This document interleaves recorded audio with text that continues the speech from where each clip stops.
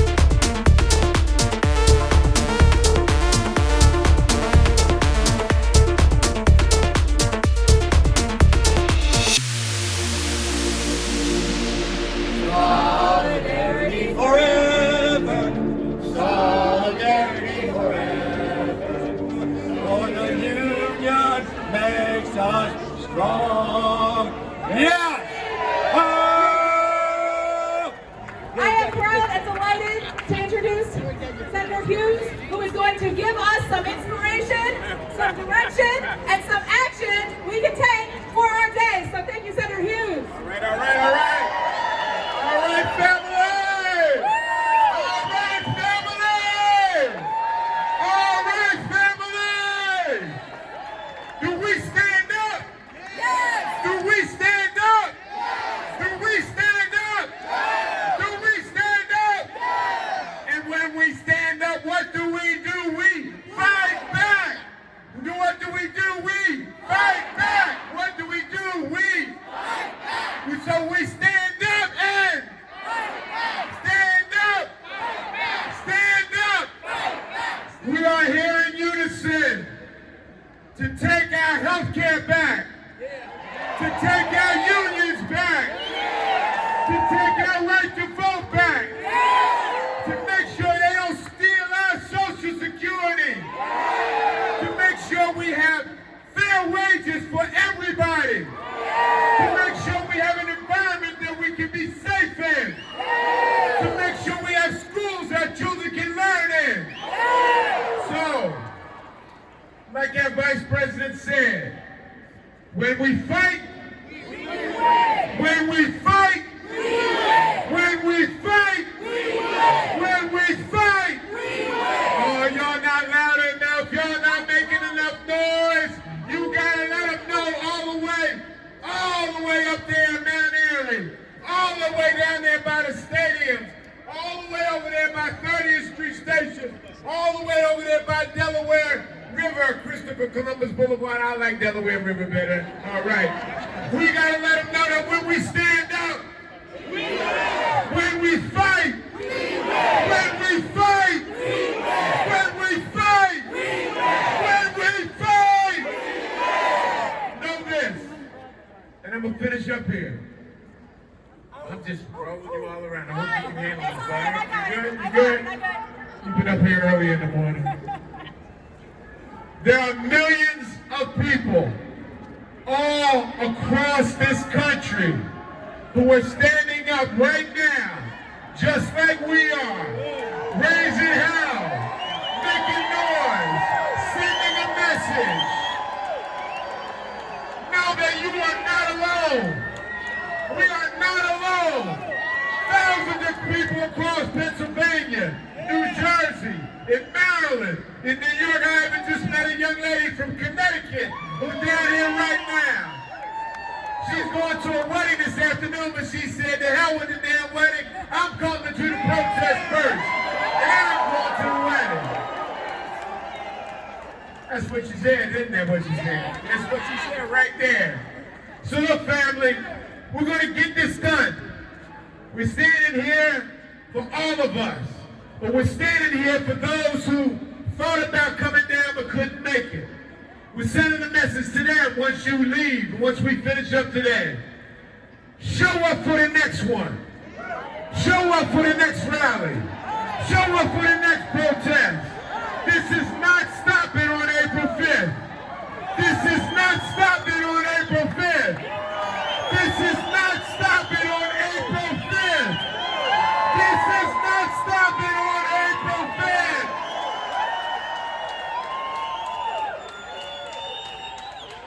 Because do we do when we fight? When we fight! When we fight! When we fight!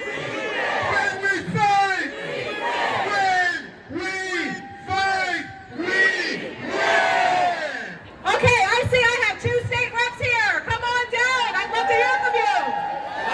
I'm State Rep Joe Hohenstein. I'm from the northeast part of Philly. Who's here from northeast Philly? We have anybody? All right. Good stuff, good stuff. I'm here with my colleague Rick Krajewski. He'll probably be touching base with you in a second. I'm just going to say this really clearly. One of the things that we have to do when we are out there is pick your battles, right? Everybody pick. This is a battle that we all have to come together for right now, right here. And we come together and we do this. But when you're out there, in order to avoid the doom scrolling and all of the other stuff that's going to make you just like go wrap yourself down into a little ball, what you've got to do is pick what you want to make your thing. For me, I'm fighting for trans rights because I've got a kid who is trans. I'm fighting, yeah, absolutely. I'm fighting for immigrant rights because I spent 30 years being an immigration lawyer and I know that community. Yeah, I'm fighting for disability rights because we know that 1 in 4 of us will be disabled or is already disabled in some way, shape, or form. And all of us are touched by what happens when people with disabilities have to interact with the healthcare system. So these are the things I know I focus on. I do everything else too as much as I can in Harrisburg. But these are the battles I've chosen. Pick the battles that you have out there. That's thing number 1. Thing number 2 is what we're doing here right now. And it's something that Pete Seeger said once. He said, look, I got no idea whether any of the things I've done with my life, any battle, against fascism in the 1930s, fighting against the Vietnam War. He didn't know if he had done anything. He said, look, all I know is that when I fight these battles, I am engaged with people who have alive eyes, alive heads, and alive hearts. People who are committed to something, right? Are all you guys committed to stuff, right? You do this work for your living, right? Look around and recognize that you have your kindred spirits here. Recognize that you get people connected to you and to the things that you're doing. But that's also where you can find your strength to keep on moving. Because that's what we've got to do. The senator said it. It does not stop today. It is a battle that we are in until Trump is gone. And he will be gone. All right. Thank you very much. I'm going to hand it off to Rick right now. What's up, y'all? Are y'all pissed off? Are y'all pissed off? Are you mad as hell? Are you ready to fight? Are you ready to fight for our union siblings? Are you ready to fight for our immigrant siblings? Are you ready to fight for our trans siblings? Are you ready to fight for our Palestinian siblings? That's right, that's what I like to hear. So my name is Rick Krajewski. I'm the state representative for the 188th District in West Philadelphia. Is West Philly out here today? Hear some noise. Is Philly out here today? Is Philly out here today? Is Philly going all out? All right, so look, I'm not going to be long here. I am so proud and honored to be here with y'all, to stand up and to show them that Philly fights back, right? You come at us, right, and he's come at us before, and we told him, stay out of Philadelphia. Keep your fascism out of Philadelphia, right? And so it's important for us to show up. Neighbors, community members, elected officials, our senators, we all need to be here because we are all in this together. When he comes for one of us, he comes for all of us.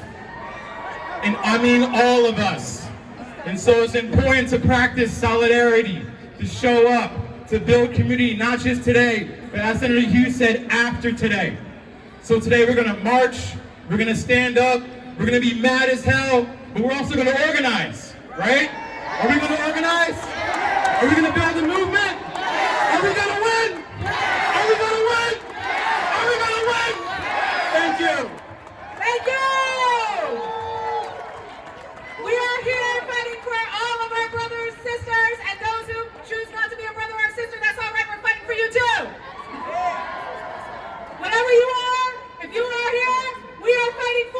together. So, we're also fighting for our courts. Kadida, who is amazing, is going to come up here and say a few beautiful words about our courts. Give it up for Vash. Let's give it up for Vash, everybody. Let's give it up for Vash. Give it up for organizers putting today together. All right, I'm here with you. I have a picture here of my main man. Who is this? Barrett Rustin. Do we know Barrett Rustin? Barrett Rustin. He was the lead architect for the March on Washington in 1963 for Jobs and Freedom. He got 250,000 people to show up on the National Mall to protect our rights. He's a Westchester, Pennsylvania native. Westchester, Pennsylvania native. And he did it without Facebook. He did it without the internet. He did it without email. And he fought back. And that is what we're here to do today. And when our legislative branch of government is out of control, and if our executive branch of government is out of control, who do we have left? The courts. Hashtag courts matter. Say it with me. Courts matter. Courts matter. Courts matter. They are the last line of defense that we have in this moment. And guess what, Pennsylvania? We have judicial elections this year. This November 4th, you have the opportunity to retain Pennsylvania Supreme Court justices. There are 3 of them on the ballot this November. Why are the Pennsylvania courts important? They've protected our voting rights. They've ensured that ballots count. And they will ensure that we have access to abortion and protect all of our other rights and freedom, including what is guaranteed in the Pennsylvania Constitution, clean air and water. And so this November 4th, we must come out better than 22% turnout. We must come out better than 27% turnout. We must come out better than 33% out. We need to do like Wisconsin just did. Wisconsin just did. 500,000 more Wisconsins cast a ballot in this last election than any other judicial election they had. But guess what? $110 million was spent in that election. Elon Musk tried to put his money into that election, but guess what? It was a waste of his money and his time. But guess what? This November, Elon Musk's money is coming to Pennsylvania. And so is Jeffrey Yaz's money. And we must stop this money in politics. One person, one vote.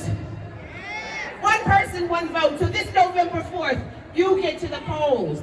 And you vote for these judges we have on the ballot because courts matter. Hands off our courts. Hands off our courts. Hands off our courts. Barrett Rustin said the proof one truly believes is in action. You all believe. We are active. We're going to fight back. We're going to defend democracy. And we're going to rid ourselves of authoritarianism, fascism, and all the other isms that are existing in this moment. Thank you. Thank you, Philadelphia. Stand up, fight back. Stand up, fight back. Stand up, fight back. Stand up, fight back. Stand up, fight back. Stand up, fight back. Stand up, fight back. Stand up, fight back. Stand up, fight back. Stand up, fight back. Stand up, fight back. Stand up, fight back. Stand up, fight back. So, who is above the law? We asked this question earlier. Who's above the law? No one. Who's above the law? No one. Is Elon Musk above the law? No. Is Donald Trump above the law? No. Is the Speaker of the House above the law? No. Is the Supreme Court above the law? No. Our clean air. Hands off. Our Medicare. Hands off. Our immigrants. Hands off. Our veterans' rights. Hands off. Our union rights. Hands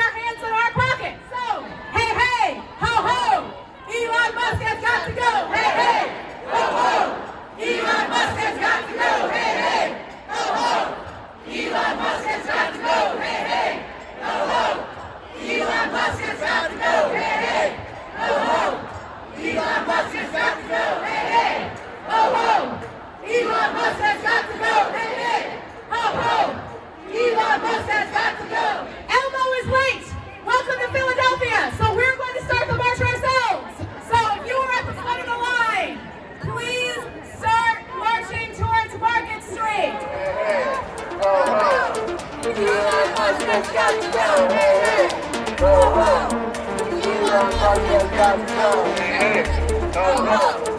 Elon Musk has got to go. Elon Musk has got to go.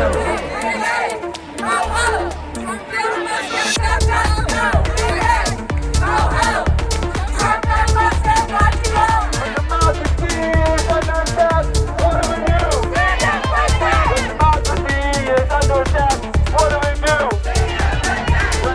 No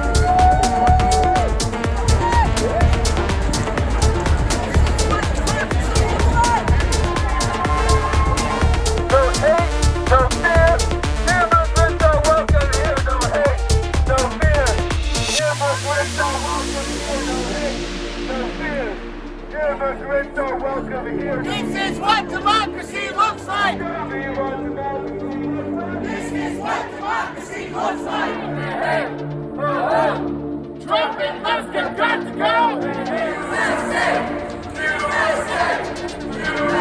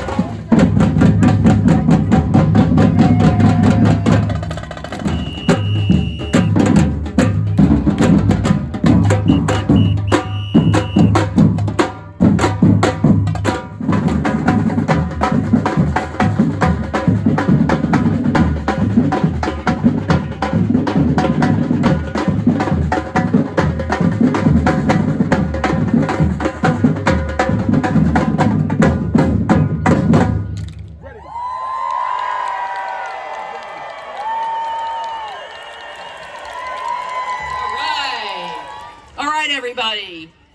Thank you for being here. I'm Vicky Miller. I'm the group leader of Indivisible Philadelphia. Thank you for coming. All right, we have people here from Philadelphia, Chester County, Bucks County, Montgomery County, Delaware County, everywhere, New Jersey, everywhere. This is awesome. Awesome. Thank you so much. And we have so many groups that are part of the coalition forming these all across the country right now. You're part of a huge movement. This is awesome.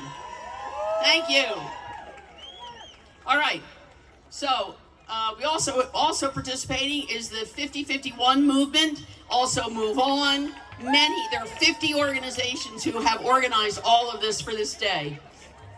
We also thank the National Park Service, the Philadelphia Police Department, the Philadelphia Fire Department for making us safe and getting this done. Thank you. They've been a huge help, huge help. All right, so we know why we're here. Because we need to stand up for democracy, we need to stand up for our country. We need to stand up for our elections. We need to stand up for all the agencies and the services that make our country a tremendous country that we've come to rely on for so long. But Trump and Musk are bent on destroying them. And what do we say? Back and off. That's right.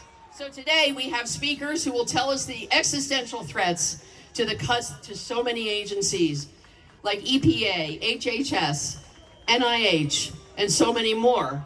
They will speak from their experience and involvement in these agencies. So they will tell you what it's like from on the inside and what it means to all of our lives.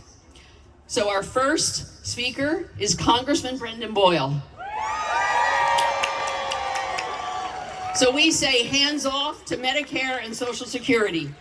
Congressman Boyle represents, of course, Pennsylvania's 2nd Congressional District based in Philadelphia. He's now in his 6th term. Previously, he was elected to the Pennsylvania State Legislature in 2008 and became the first Democrat to ever represent that legislative district. He was born and raised in Philadelphia, the son of an immigrant. His father was a janitor for SEPTA, and his mother was a school crossing guard. Since being elected to Congress, he's fought to protect access to health care, reform our tax structure to ensure the wealthiest pay their fair share, and protect hard-fought gains in areas like organized labor, Social Security, and Medicare, to which you will speak today. Along with Senator Elizabeth Warren, Congressman Boyle is the lead sponsor of the Ultra-Millionaire Tax Act, sounds good to me, which would force millionaires and billionaires to finally pay their fair share. He's the top Democrat on the Budget Committee and a member of the Ways and Means Committee, and he is proud to be here today to stand with us to sound the alarm to the threat this administration poses to every one of us. Congressman Boyle, thank you for being here. Hello, Philadelphia.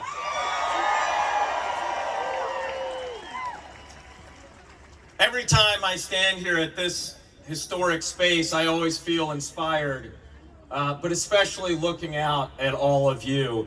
You are giving the American people hope in a very difficult moment. So thank you for being here.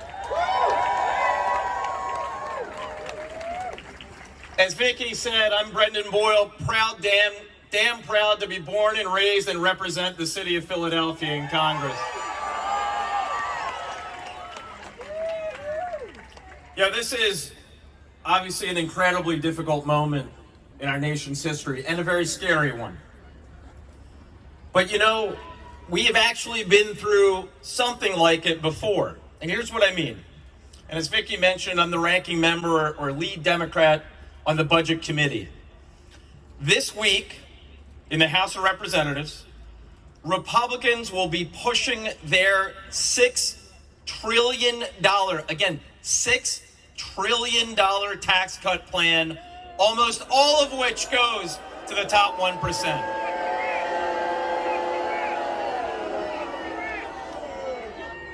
But I said a moment ago, we've been here before. Here's what I mean. 8 years ago, at exactly this moment, Donald Trump had just been elected president.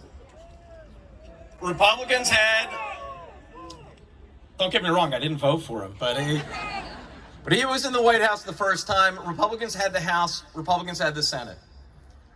And as we know, they are complete and total frauds. Because remember, in 2016, Donald Trump went around the country saying, oh, I won't touch Social Security. I won't touch Medicare. I won't touch Medicaid. I'm for working people.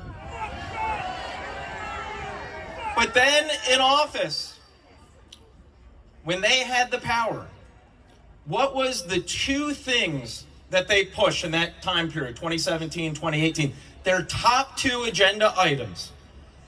Take away health care from people by eliminating Obamacare, and pushing trillions of dollars worth of tax cuts for the rich. 8 years later, Donald Trump doubled down on being the big working class guy. He even showed up at the local McDonald's where my family occasionally eats. He was great at cosplaying working class. And sadly, and we have to figure this part out, unfortunately, the great con man was able to fool a number of working class folks right here in Pennsylvania. But now that he's in office, again with the Republican House, although narrowly, and a Republican Senate, what is the top priority? Go after people's health care, screw them, and give trillions of dollars worth of tax cuts to the top 1%.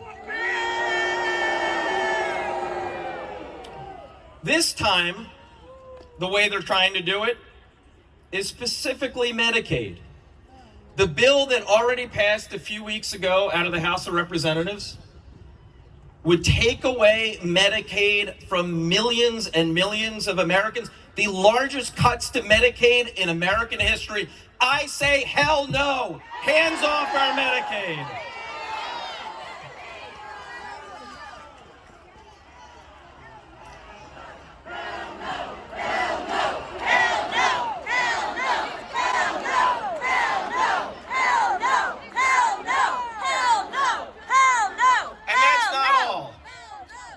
He has his co-president, Elon Musk, with him.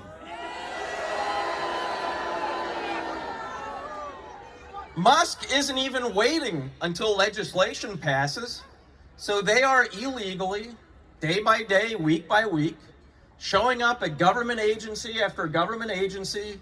One day it's USAID, the next day it's the Department of Education. This week it might be something else, laying off people who work for the VA and Social Security and every government agency you can think of. We say hell no. Hell no. But I'll say this, and I know you got a lot of speakers after me, so I want to make sure there is enough time so we can hear from all of those who are with us and working with us in this fight. There is, in this difficult moment, reason for hope. All of you. All of you. What we saw last week in Wisconsin is reason for hope.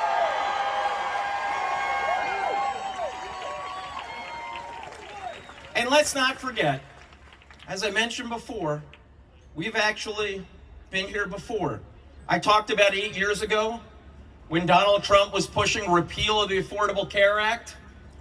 The American people over the course of that year, 2017, stood up and started to activate just like this, holding rallies just like this one, contacted their members of Congress.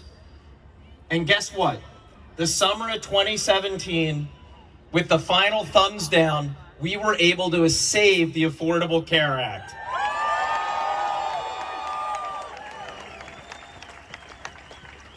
$30 million Americans have health care today because we were able to save the ACA from that threat. And folks, let me tell you, because this scares the hell out of me, 44% of the people right here in my congressional district, 44% have Medicaid. We have to be strong and speak out and contact every House Republican and 1 or 2 Senate Democrats to stand with us and save Medicaid.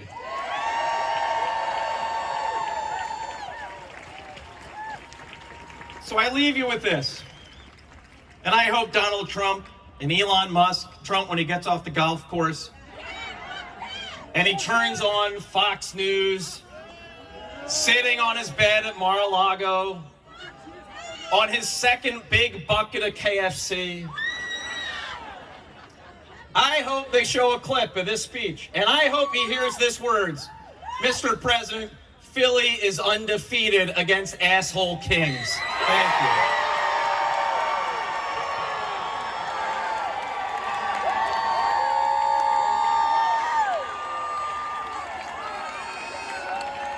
I wasn't expecting that last line. All right. That was awesome. That was awesome. All right. We say hands off our housing and our LGBTQ rights. So, we have Rue Landau here to speak to that topic. She's a member of Philadelphia City Council, winning one of the 7 at-large seats in 2023. She is the first openly LGBT person elected to council. That's right. She's been deeply dedicated to social justice from her volunteer days with ACT UP to her time with housing activist group Kensington Welfare Rights Union and Community Legal Services as well, to help prevent Philadelphians in cases of evictions, and her training as a civil rights attorney. She was appointed director of the Commission on Human Relations and to the Commission of the Fair Housing Commission for the city. Let's see, she challenged local government like the Philadelphia Housing Authority to create fairer laws and conditions for families and parties. She was endorsed by the Democratic Party of Philadelphia, the Working Families Party, the Reclaim Philadelphia, when she won her council member seat. To Councilmember Landau, hosting Housing Rights Are Human Rights. She will speak about the effects on Philadelphia of these dangerous cuts. Rue Landau, thank you for being here.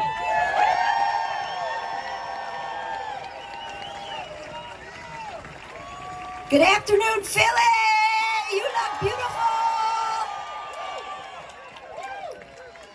You look absolutely beautiful today. I've got to tell you, there are thousands of you here, and you should know that Philly is pissed off, and I am pissed off.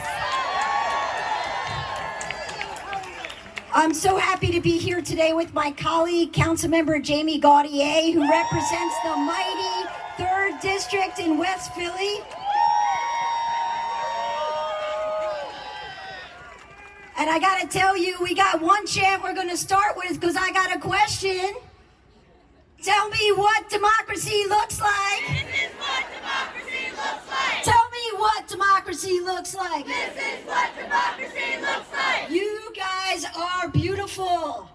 So again, I'm Councilmember Rue Landau. I'm a civil rights and housing attorney, a public school parent, and the city's first openly LGBTQ councilperson. And like you, I am pissed off. I am pissed off at Donald Trump and his attack on our democracies. An attack on one of us is an attack on all of us. He's attacking all of our government agencies, so it is open for corruption. He's attacking our crucial programs that so many people rely on just to keep a roof over our heads and keep themselves above water. President Trump and his lapdogs of Elon Musk and J.D. Vance are doing everything they can to turn America into a playground for the wealthy, where government can do whatever it wants, whenever it wants. That is sick, that is outrageous, and that is illegal. What do we say to that in this hands-off rally? Hands off! That evil clown in the White House is dismantling our democratic rights from his imaginary throne, where he has already announced he is going to be there for a 3rd term. What do we say? Hands off! He wants us to be scared. He wants us to stay silent. He wants us to feel powerless. What we need to do, though, is exactly what we're doing right now. Get loud, get mad, get organized, and jump into action.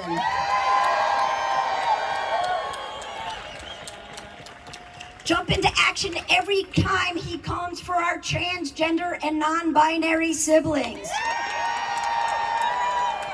For their life-saving, gender-affirming care. Simply recognizing their existence is health care and support for them. Hands off, Donald Trump. I want you to jump into action when he comes for our immigrant and refugee communities, are such an important part of Philadelphia. What do you say? Hands off. We wanted you to jump into action when he's cutting education funding that will affect our public schools, the research that are happening in our institutions and our university. When he comes for HUD, when he comes for the EPA, what are we going to say? Hands off! We want you to jump in for action when he tries to come after even more diversity, equity, and inclusion. 3 words that we hold so true and say so loudly and proudly here in Philadelphia.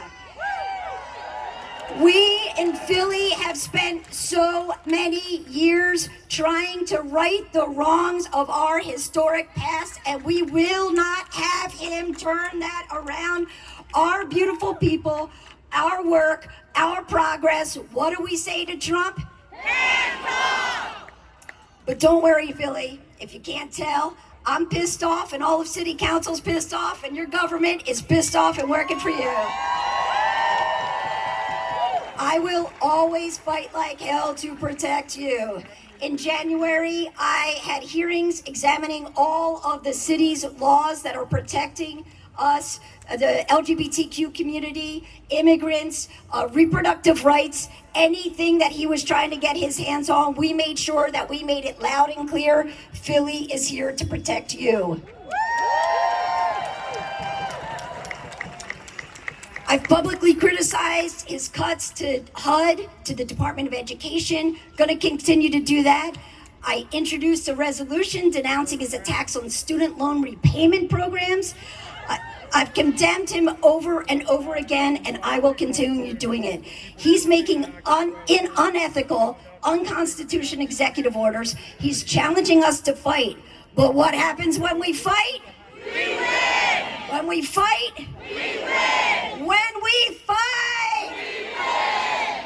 Donald Trump and his billionaire friends' extreme Project 2025 agenda is undermining our civil rights, our families' well-beings, and our very democracy. So we have to fight, and we have to fight in order to win. We are here, we are organizing, and we're not taking this lying down. So I want to hear you say, hands off, when you are joining a national movement today that is demanding that our rights are protected. The strength in this crowd, the strength in our communities will not falter. We will stand strong to this. So when Trump comes after our housing, what do we say? Hands off! He comes after our educators. Hands off! Comes after our health care. Hands off! Comes after our trans and non-binary siblings. Hands off! Comes after our immigrant and refugee siblings. Hands off!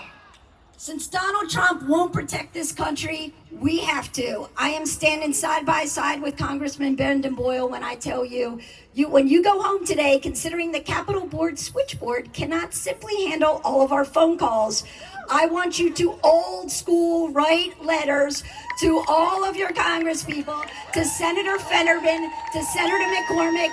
You tell them that you want hands off. This is our country, our city, our rights. The country belongs to us. Don't let them take it from us. Keep them hands off. Thank you so much, Philly. You are beautiful. Keep on fighting.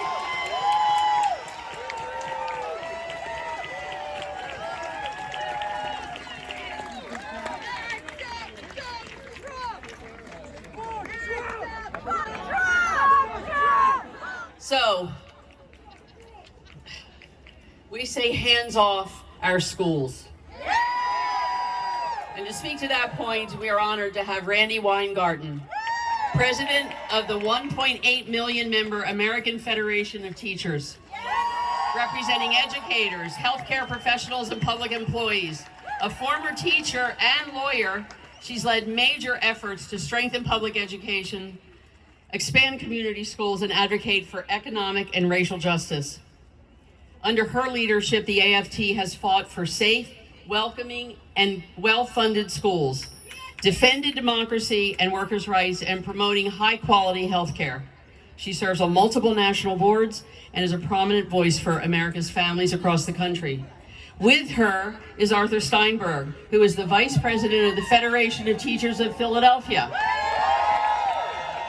His union represents 36,000 teachers, paraprofessionals, and other school staff, school nurses, and community college faculty, and public and private sector employees in 64 locales across Pennsylvania and Delaware. He has long had a commitment to rehabilitation of toxic school buildings, reforming Pennsylvania's broken charter school system, and fair funding of public education. He began his education as a teacher. He began his special education as a special ed teacher in Philadelphia's Edison High School, following in the footsteps of his parents, who were both teachers. Welcome, Randy and Art. Thank you so much. Thank you so much for being here.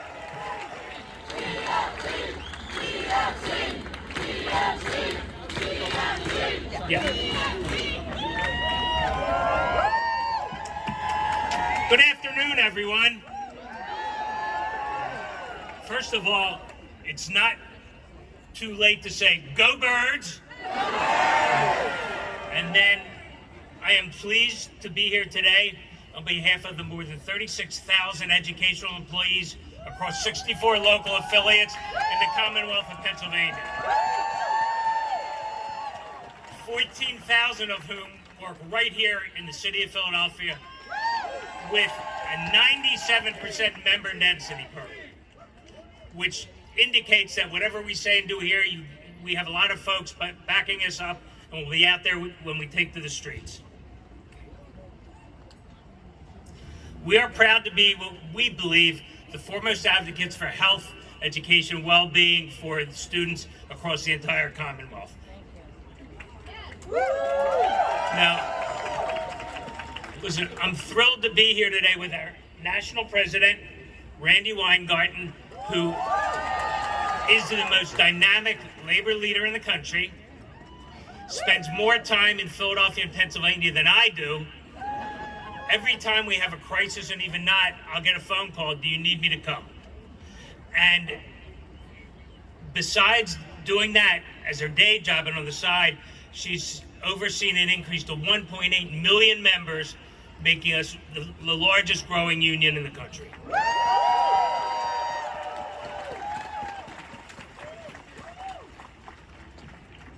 So I'm going to keep the remarks brief because you'd much rather hear from her than me, and I'm having a tough time following the dynamic acts that we had before. Right now, America...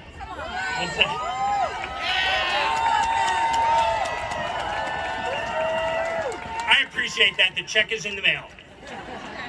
Right now, Americans from all backgrounds and experiences are gathering in public places just like we are now because they're fed up with the corruption and chaos of the Musk-Trump administration. Because I truly believe he's the senior partner there. As public educators, we were aware that after the election, they would place a target squarely on our backs. And unfortunately, we were right. From the nomination of a wrestling executive billionaire to lead the Department of Education,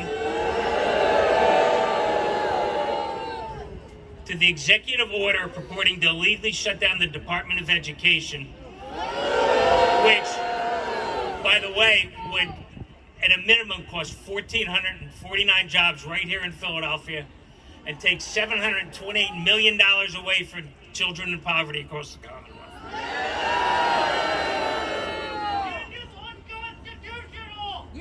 Exactly. I forgot that part. As we often say in organized labor, an attack on one is an attack on all. The events of this week, Trump's insane tariffs,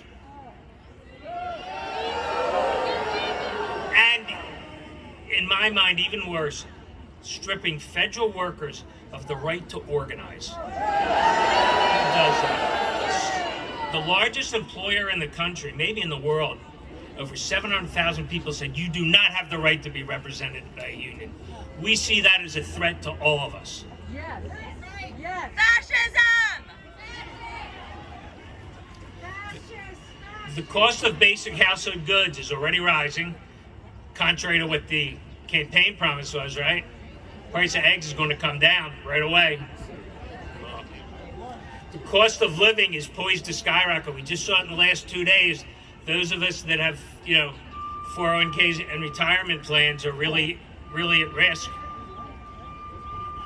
Everything this administration touches in an effort to extract revenge on everyone else touches everyone. Louder. Louder. How's that? Better? Yesterday, we commemorated the 57th anniversary of the assassination of Dr. Martin Luther King Jr. And as a little bit of an aside for history, Dr. King is really responsible for the American Federation of Teachers being the bargaining agent here in Philadelphia. His last second endorsement turned the tide, and in an upset of epic proportions, the Philadelphia Federation of Teachers in 1965 was elected the bargaining agent here. And as we all know, he was tragically gunned down while supporting workers on a sanitation strike in Memphis. So he is a historic figure in the labor movement because he saw clearly that racism and economic exploitation were of one piece of the arsenal of authoritarians. He foresaw our present-day politics, in which a handful of billionaire oligarchs hoard political power, resources, and opportunity in order to maintain a permanent underclass of working people with no power to influence their own lives.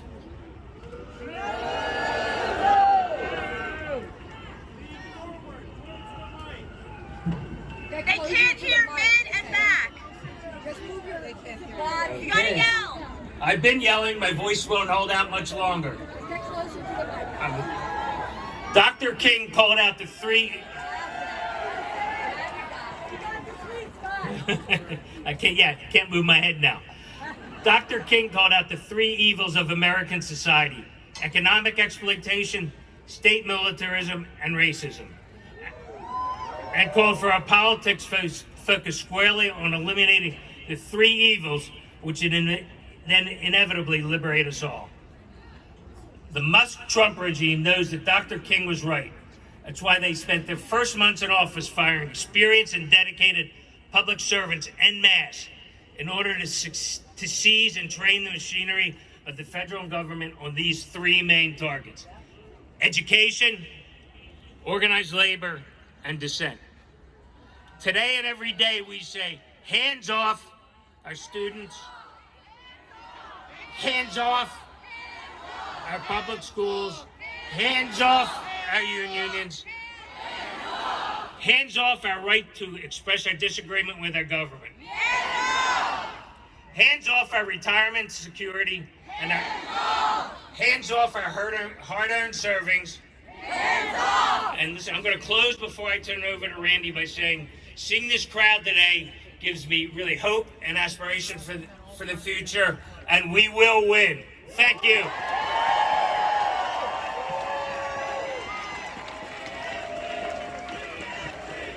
So, can you hear me?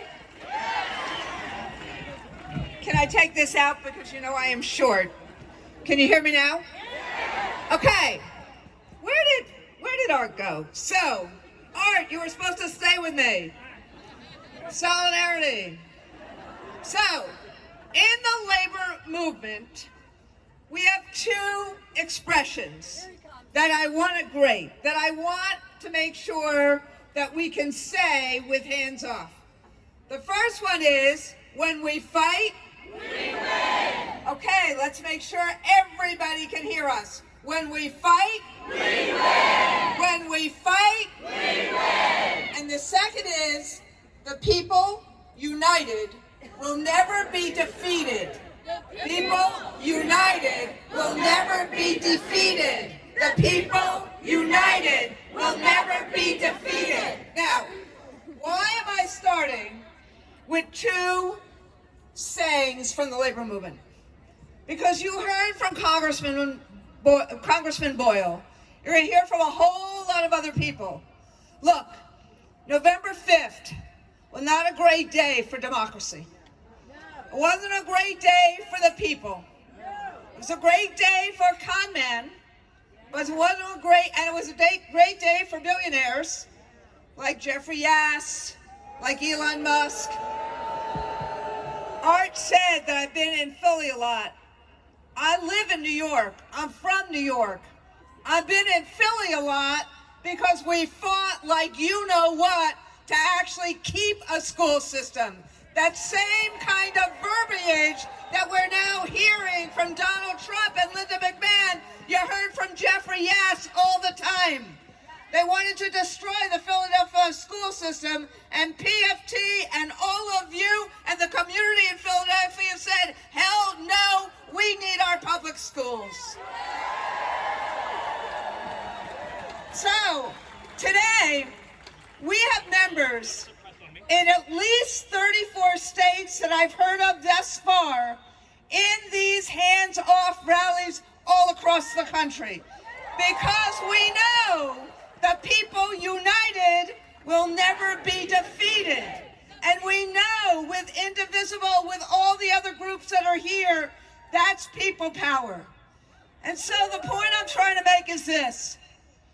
They want to take it all from us. You know that. We know that.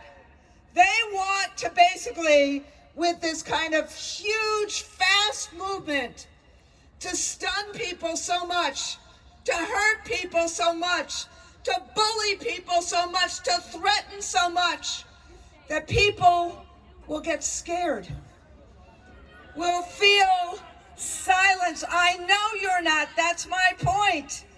That we'll be silent, that we wouldn't be out in the streets, that we wouldn't fight.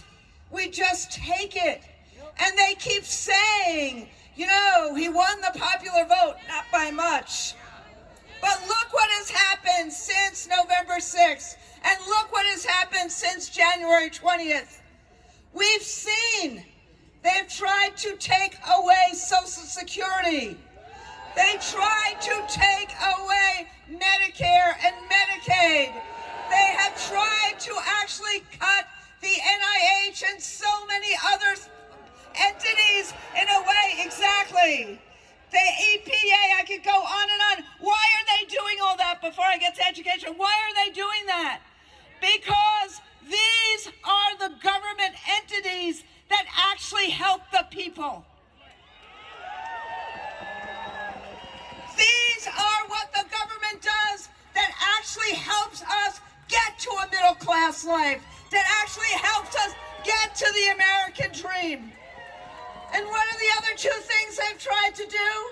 Last week, this guy who says he was for the workers, he cut 1 million people from having a voice at work.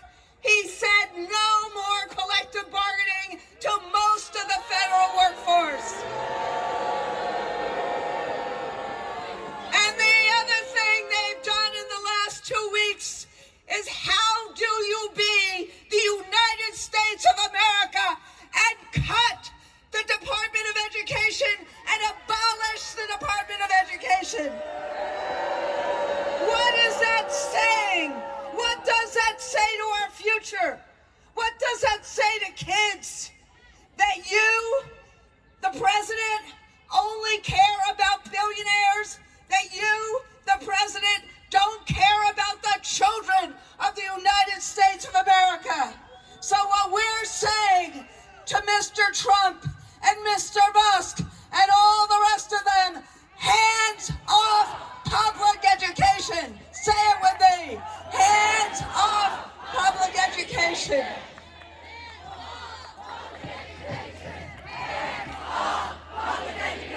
And remember, when we fight, we win. And remember, the people united. Exactly. So the bottom line is this. The cuts that they've tried to make will actually hurt every student in America. 1 out of every $9 in every one of our schools comes from federal grants. And yes, it's unconstitutional to do this, but take Widener School, an amazing special ed school here in Philly. There's one of our students, an 11th grader, Taisha Cruz. She's in a wheelchair. What do you think is going to happen when they take the IDEA funding away from her? How is she going to have the PT and the OT to be able to thrive in this country? What's going to happen to kids when they take Title I away because they don't like a book that a teacher has assigned? Or because social studies teachers like me will not be able to teach Jim Crow anymore? That is what is happening. So, this is what I'm asking you. Remember, they want us to be silent. Hell no. Hell no. Because we know, and you know, that no cavalry is going to come to help us, to save us. It's going to be we the people. We are the cavalry. So this is what I'm asking you. Are you going to be silent? Are you going to be silent? Are you going to fight? And when we fight, are you going to stay united? Are you going to stay united? Because the people united. Fight on, my friends. Next, we say hands off tariffs and these extra taxes. So we have Congresswoman Madeleine Dean here to talk about that. Born and raised in Glenside, Pennsylvania to Bob and Mary Dean, Madeleine got her start in politics around the dinner table with 5 older brothers and 1 sister. She graduated from Abington High School and I love this one, at age 18, she ran for and became a local committee person at age 18. Madeleine was sworn into Congress in 2018. Excuse me. Okay, thank you. Madeleine was sworn into Congress in 2018 as part of the most diverse freshman class in history and brought female representation back to Pennsylvania. She has used her voice in Congress to advocate for and champion forward-thinking priorities such as education, universal access to health care, gun safety, and ethical government to support the lives of her constituents. She represents the 4th Congressional District and currently serves on the Appropriations and Foreign Affairs Committee, and she was an impeachment manager on the 2nd impeachment of Trump.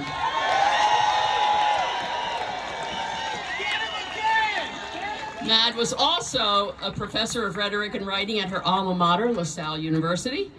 She was an attorney and was a member of the PA House of Representatives for 6 years, the seat formerly occupied by Governor Shapiro. Congresswoman Dean, we are thrilled to have you. Thank you.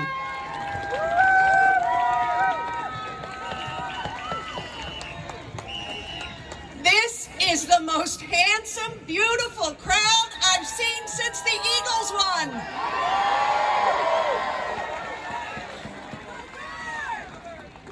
And don't let me leave the stage without taking your pictures. You look gorgeous, so get ready. In a minute, I'm taking your picture. My name is Madeleine Dean. I am delighted to be here with you today to follow Randy and Art. It's a hard thing to do, but actually it's not because you're fired up. We're fired up. We are all in this together. Now I want to tell the teachers in the crowd I did have an assignment. My chapter is hands off tariffs. Are you with me? Hands off tariffs, because hands off what you're doing to crash our economy, what you're doing to our retirement savings for our retirees, what you are doing to tax policy, taxes on all of us. We know the tariff policy done well and thoughtfully does raise revenue and does protect and add American workers. But that's not what we have here. Donald Trump's Liberation Day this week, as you know, his Liberation Day created only losers. Consumers will pay more. Businesses are completely uncertain, and some are already letting people go. Retirees, take a look at the 401ks. Take a look at the IRAs. People who have worked their whole lives. I'm thinking of the retired teachers. Lost 10% just recently. So for the average retiree who might have a $300,000 savings that was hard to come by, in a single week, $30,000 liberated from your savings account by Donald Trump. The other thing it is doing is it is harming our integrity, our indispensable quality as a nation, as the nation around the globe. Businesses around the globe, countries around the globe, our allies don't know what to make of us. Economists are telling us it's inflationary. Donald Trump inherited an economy that literally was the envy of the EU. As people were coming out of COVID, we were on our way, jobs growing, inflation coming down. Donald Trump is crashing this economy. And to whoever called out, what he's doing is unconstitutional. It's outside the law. Because you know what? Our founders, when they were developing Article 1, Article 2, Article 3 of the Constitution, they separated those powers. Article 1 is on Congress. We have the authority to appropriate money and to form agencies. It's ours. So let's tell Donald Trump, hands off. Save our Constitution, save the rule of law. I want to tell you something else. We do have a plan, and what I see here today is the tipping point. I call it the 4 C's. Congress, we have our job to do, and so I hope you'll help me in calling out the appalling silence of the Republican members of Congress.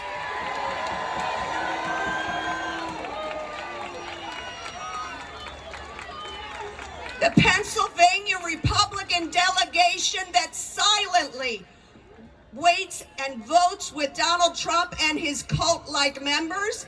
Will you call out the appalling silence and ask them to join us, do their job and join us? Do your job, do your job. Do your job, do your job, do your job, do your job. I like that. Do your job. Why don't we also give that same encouragement to the courts? We have 150 plus cases in the courts calling out the unconstitutional nature of what Donald Trump and Elon Musk and Stephen Miller are doing. Let's encourage the courts. Please, do your job. Do your job. Uphold the rule of law. Do your job. Do your job. And here's what gives me the greatest hope. It's all of you. Because my 4th C, it's calling out the appalling silence. It's Congress, it's courts, it's citizens. The courage of citizens. It's all of you. It's you and me. Are we in this together? And I'll close with the words of Ben Franklin. You know that he said 250 years or so ago, right on the very streets of Philadelphia, when asked, Mr. Franklin, what do we have? Do we have a monarchy or do we have a republic? And you know what he said? A republic if you can keep it. Are we going to keep it? Are we going to keep it? Are we going to keep it? My pleasure to be with you. Now I got a picture.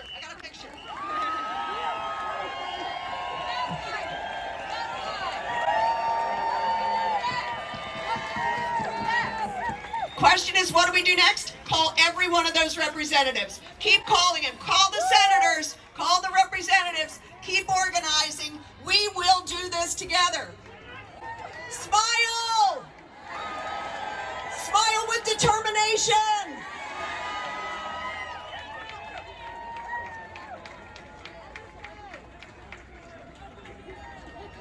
I'm coming around.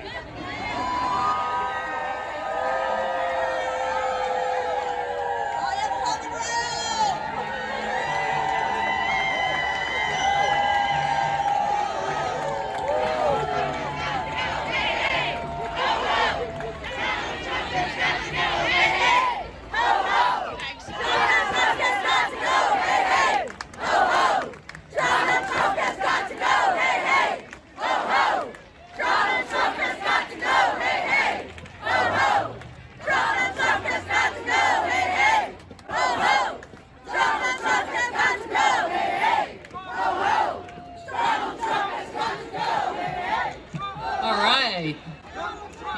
wonderful. Do you know they're spread out into the street out there? There are so many of you here today. Thousands upon thousands and many, many, many, many thousands of you. This is just awesome. All right, we say, hands off our Postal Service.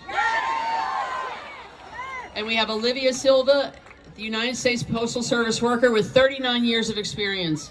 In her postal career, she's worked in many positions, the last being Sales and Service Associate, right downtown in the main office at 30th and Chestnut. If you visited there, she may have sold you some stamps or helped you mail out a package. She joined her union in 1986, and as a union member, she wanted to do more, so she became a union representative to help bridge the gap between postal workers and management. She is currently the president of the American Postal Workers Union Local 89 here in Philadelphia with close to 1,500 members. She loves what she does, and she will be speaking today on the threats to privatize the United States Postal Service and what it will mean to us, the public. It will be bad. Preview. All right. Thank you, Olivia, for being here. Wow!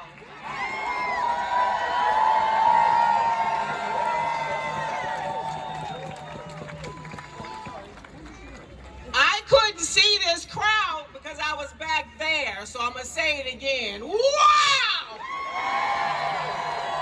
I had no idea. The pressure is on, so thank you all for being here. Good afternoon, Philadelphia. My name is Olivia Silva, and I am the president of the American Postal Workers Union here in Philadelphia, Local 89.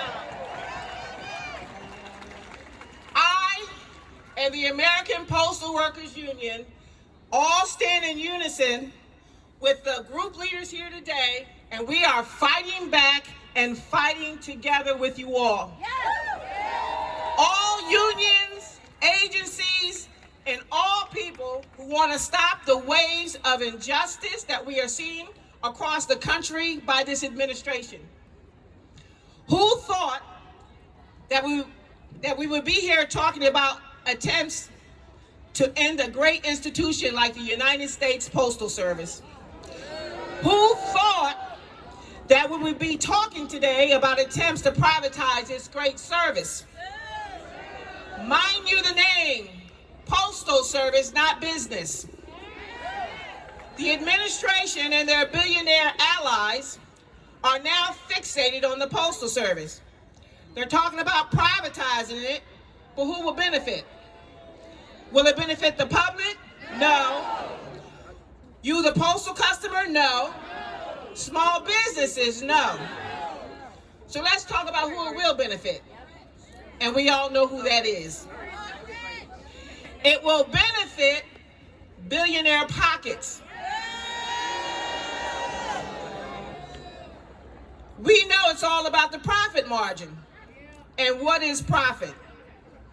Profit is what they'll keep for themselves. A first-class letter is 73 cents. If the Postal Service goes private, the cost of a first letter stamp will skyrocket. For the sake of discussion, let's say it goes to $2. It will still cost less than the 73 cents that it costs today to mail that first-class letter. The difference is the profit, the money that they'll keep. The cost to mail a simple package will double and triple. Higher prices, reduced services. Private companies will not deliver to all communities. The United States Postal Service does. It will be at their option, and if they can't make money for that delivery, then they will not deliver it. The Postal Service belongs to you, the people, not private industry. Privatization would mean turning over this great public service to private companies and investors for maximum profit, and not for the well-being and the rights of the people. If this administration succeeds, It would eliminate decent living wage union jobs for workers from all walks of life, including more than 70,000 military veterans. The Postal Service is enshrined in the Constitution created by Congress and supported by you, the people. Did you know that the Postal Service will be celebrating its 250th anniversary in July? So happy anniversary, Postal Service. The Postal Service is iconic. It's one of the big dogs. If they take down the Postal Service and privatize it, then every other entity will be easy in their minds. Now we have to take these threats seriously. I'm afraid of what the Postal Service will look like when Donald and his billionaire boys get their hands on it. If this comes to pass, we will all probably have to pay a monthly subscription fee just to have a mailbox, and that's whether or not you get a letter. Profit over service.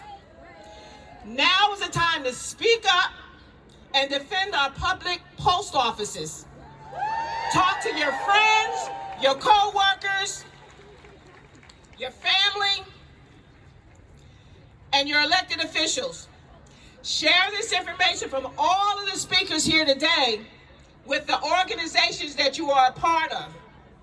Write letters to editors of your local newspapers and continue to show up at rallies.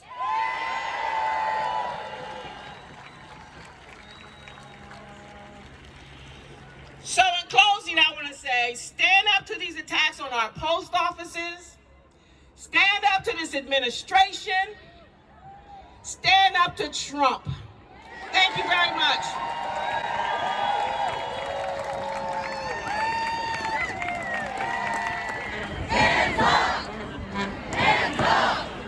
All right. We say hands off to our free speech. And for that we have State Rep Chris Rabb. I know many of you know him. State Representative Chris Rabb, better known as Rep Rabb, was elected to the Pennsylvania House of Representatives on the same day as you know who. Since 2017, Rep Rabb has served 66,000 people across 4 neighborhoods in Northwest Philly. He has consistently been the highest vote getter of all 203 state reps since 2016. Quite an accomplishment. He has represented his majority black district for 5 terms and remains an unapologetic anti-establishment public servant who refuses campaign contributions from corporate lobbyists and is one of only a very few state legislators willing to speak out against the destruction in Gaza and the structural violence in this country. Rep Rabb's the longest serving progressive legislator in Harrisburg and is a fierce champion for social, economic, gender, immigration, environmental, and racial justice. He's an advocate for campaign finance reform, electoral reform, police accountability, climate action, criminal legal reform, reproductive rights, sustainable agriculture, full and fair funding for our public schools, of course, and making the excessively wealthy pay their fair share of state taxes. Rep Rabb, we welcome you. Thank you for being here.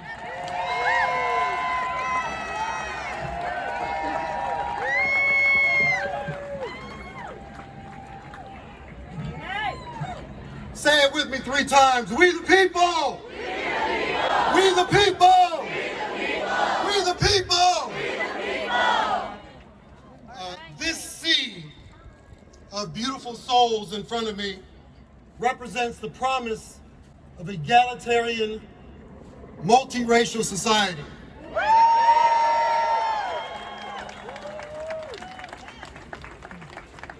We are the faces of resistance, of joy, and righteous badassery. We are the growing throngs who haunt the broligarchy's dreams. We the people! We the people! We are the masses who will hold our institutions to account. governmental, financial, religious, philanthropic, and educational, especially those universities with the most money, the biggest endowments, but the least integrity and courage to use their fuck you money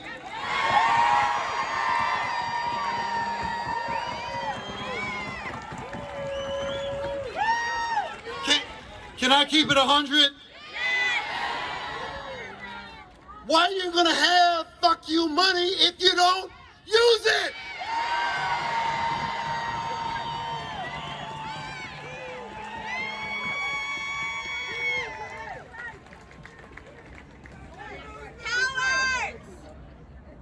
When we need them most, when faculty and students are being harassed, kidnapped, and illegally deported for standing up against genocide.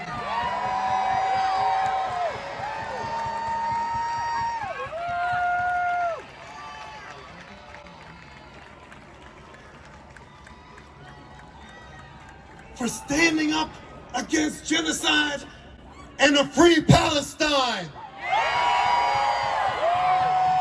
Come on, people. Y'all got me fired up.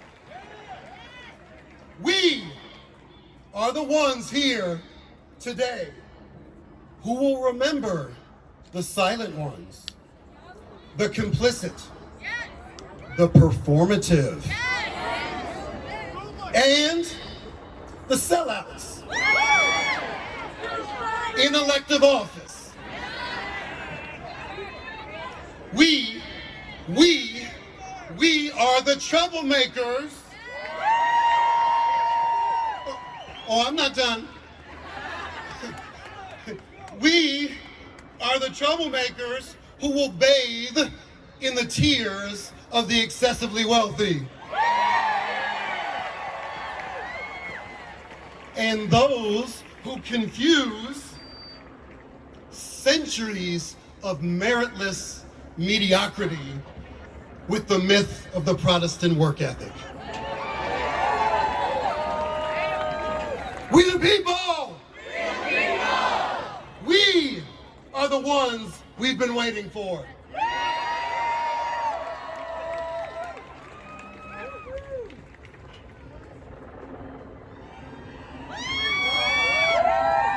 That's us, folks.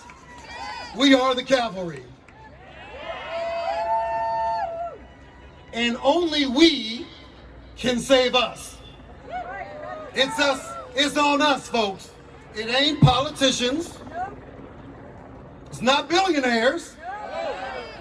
And it's not AI. It's us, folks. That's right, the people. We are the authors of our own collective liberation. We the people! We the people! They try to bury us, but we are seeds. Seeds of transformation. Radical transformation. In furtherance of liberty and justice for all. We the people! We the people! Folks, look around.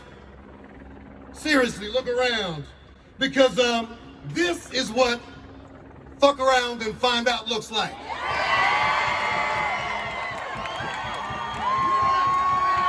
Look around. We are it. And I know a lot of you are afraid, and that's understandable. There are a lot of people who are hurting. But please understand that we are the ones who are inspiring fear in those fuckers.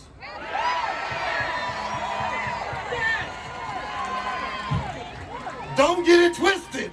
They are afraid of us because we are mighty. We are mighty. We are mighty. We the people. We the people. We the people. We the people.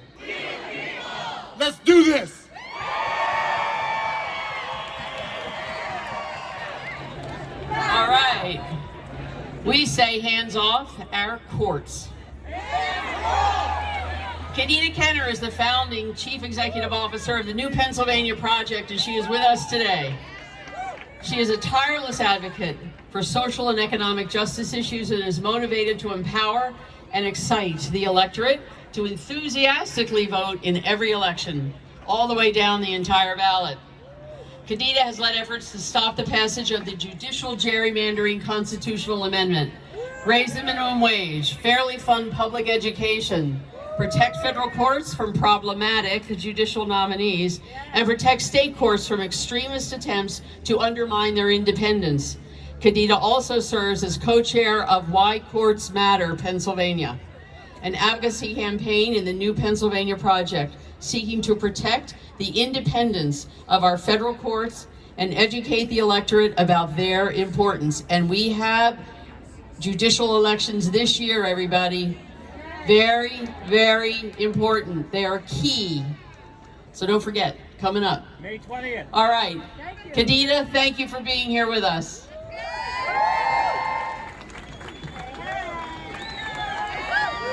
This is amazing. This is amazing.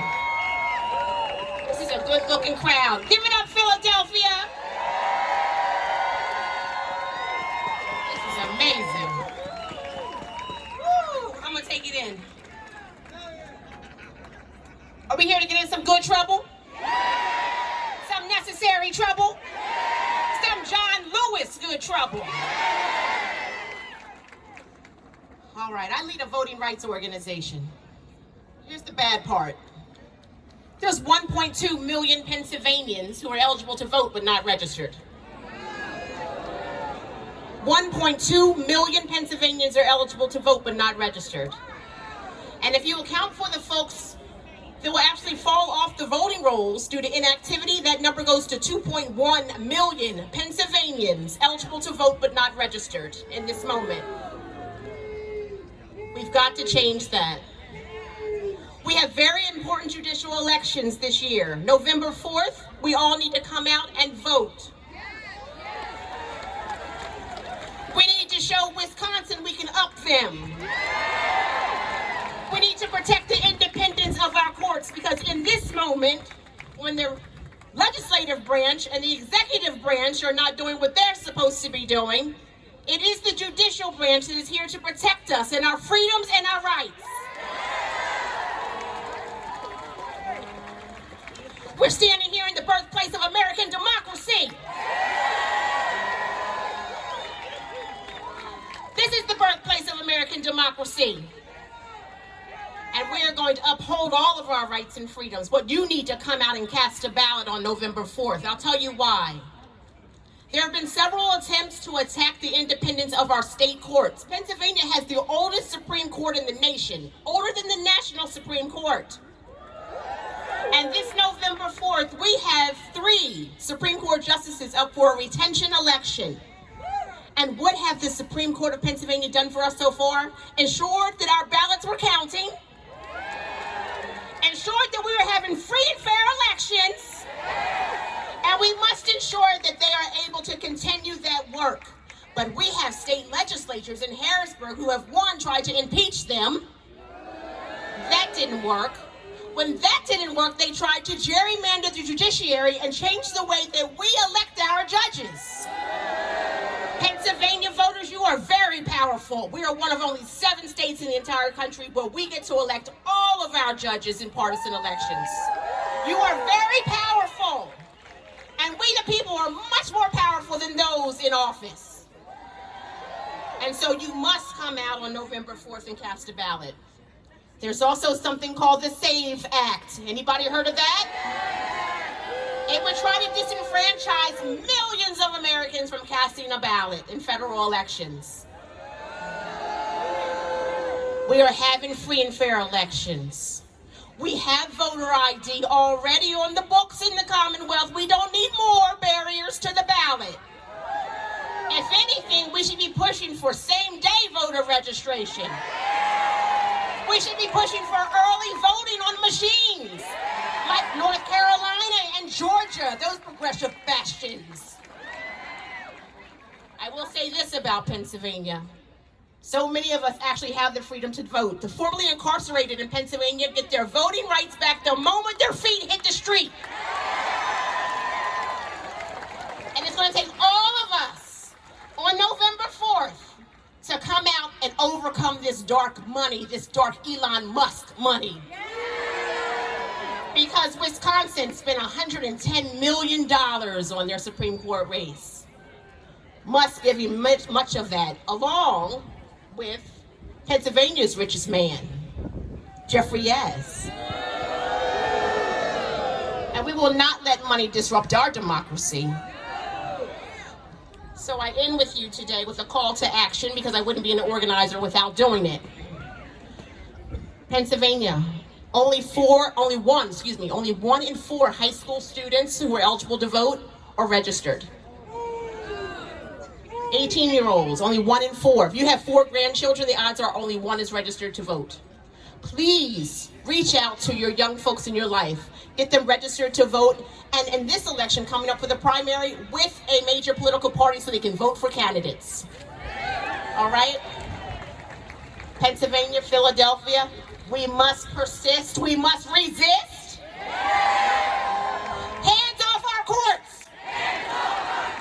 Hands off our voting rights. The proof that one truly believes is in action. My man Baird Rustin said that best. Westchester native Baird Rustin, who organized the March on Washington for Jobs and Freedom in 1963. Westchester, Pennsylvania native. He did it without Facebook. He did it without the internet. He did it without email. He did it without AI. And we will show up and show out, and we will vote on November 4th in record numbers, and we will defend our democracy every day of the week. Thank you.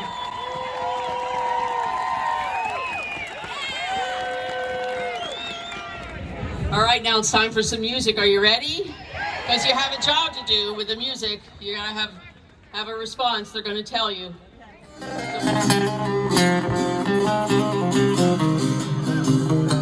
Ain't gonna let nobody turn us around, turn us around, turn us around. Ain't gonna let nobody turn us around. We're gonna keep on walking, keep on talking, saving our democracy. Trump lies, ain't gonna let no Trump lies turn us around, turn us around, turn us around. Ain't gonna let no Trump lies turn us around. We gonna keep on walking, keep on talking, saving our democracy. Ain't gonna let no tyrant turn us around, turn us around, oh, turn us around. Ain't gonna let no tyrant turn us around. We gonna keep on walking, keep on talking, saving our democracy. No ice raids. Ain't gonna let no ice raids turn us around, turn us around, turn us around. Ain't gonna let no ice raids turn us around. We gonna keep on walking, keep on talking, saving our democracy. Nobody, ain't gonna let nobody turn us around, turn us around, turn us around. Ain't gonna let nobody turn us around. Keep on walking, keep on talking, saving our democracy. One more time. Ain't gonna let nobody turn us around, turn us around, turn us around. Ain't gonna let nobody turn us around. We gonna keep on walking, keep on talking, saving our democracy.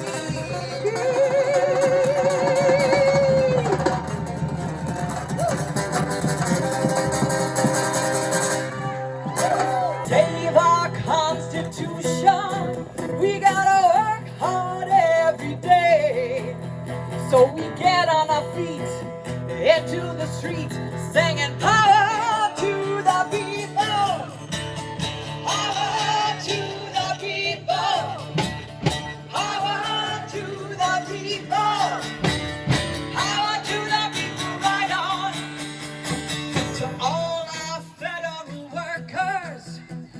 see your worth every day.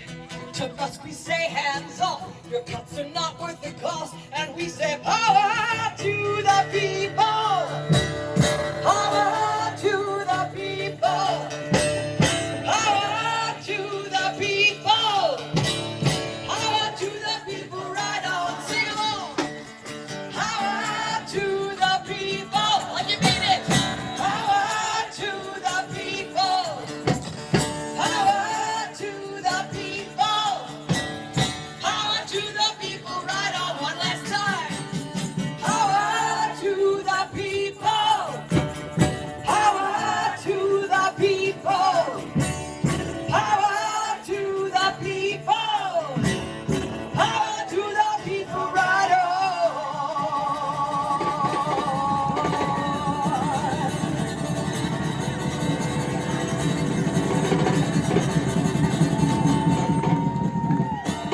All right, we say hands off to medical research, the ACA, and public health.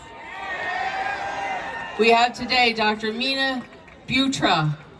She's an assistant professor of medicine and epidemiology at the University of Pennsylvania Perelman School of Medicine. Dr. Bewtra has received funding on her scientific research from the National Institutes of Health. She's vice president of Doctors for America and speaks out loudly and widely about the role of physicians, scientists, and everyday people can have in reducing gun violence, protecting women's reproductive rights, and expanding and protecting healthcare services such as Medicaid, preventive care like vaccines, and CHIP. Dr. Meena, thank you so much for being here. Thank you so very much. My name is Meena. I am a physician. I am a scientist. I am the child of immigrants, obviously. And I am vice president of Doctors for America. And nearly 25 years ago, I nearly died twice. The first was because I was diagnosed with a life-threatening illness and we simply did not have the science to treat me. And the second is because that happened before the Affordable Care Act. So while I was struggling to survive, my insurance was denying my health care because they said I had a pre-existing condition, and absolutely, and that put me in medical bankruptcy. Today, I do research, I teach, and I take care of patients with my illness. And because of amazing science done in this country, NIH-funded science, and FDA clinical trials, my patients have 10 times the therapies I had when I got sick, and not a single one of them has to worry that their illness will mean their insurance can prevent them from getting health care. But all of that is at risk. And so I'm here to say hands off science, hands off health care. The Trump administration is destroying science, and every single one of us pays for it. When they cut research and a scientist stops working, a patient dies. When they cut public health funding and a health center closes, an innocent child gets measles. When they cut indirect funding, we have to fire staff and they go into bankruptcy. And when they cut science education because of woke or DEI, students who just want to take care of patients who look like them can no longer go to school. This affects every single one of us. Now, many of us feel scared, intimidated, overwhelmed. They want us to feel that way. President Obama tells a story during his first presidential campaign when things weren't going well. They weren't pulling in the crowds, weren't getting the polls.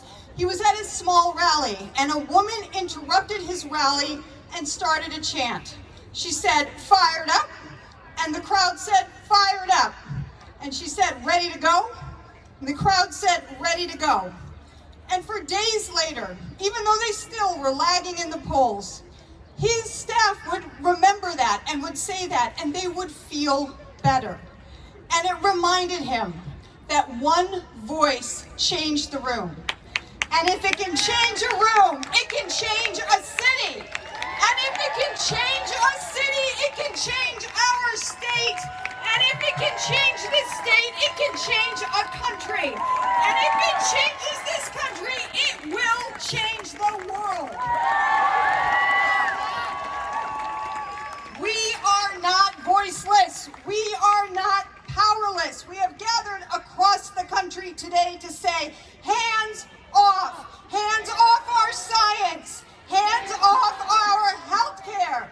So I'm asking all of you, are you fired up? Yeah. I can't hear you. Are you fired up? Yeah. Are you ready to go? Yeah. Thank you so much. Stand up for science, stand up for health care. Hands off our clean water and our clean air. We have Chris Day here. He is a retired career staffer, a retired lawyer at the EPA. He works in the EPA Mid-Atlantic region, the Philadelphia office. He's here to talk to us about the impacts on all of us from the attacks on EPA funding, staffing, and authority. For example, he litigated cases that finally resulted in the Chesapeake Bay getting cleaned up. It's pretty important. So Chris, thank you for being here.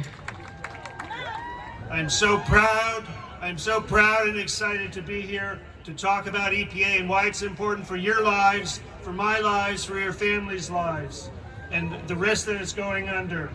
I was an EPA lawyer for 33 years. I worked on the Delaware River, the Chesapeake Bay, waters and streams across this state and other states. Congress created EPA as an independent agency for the purpose of protecting human health and the environment.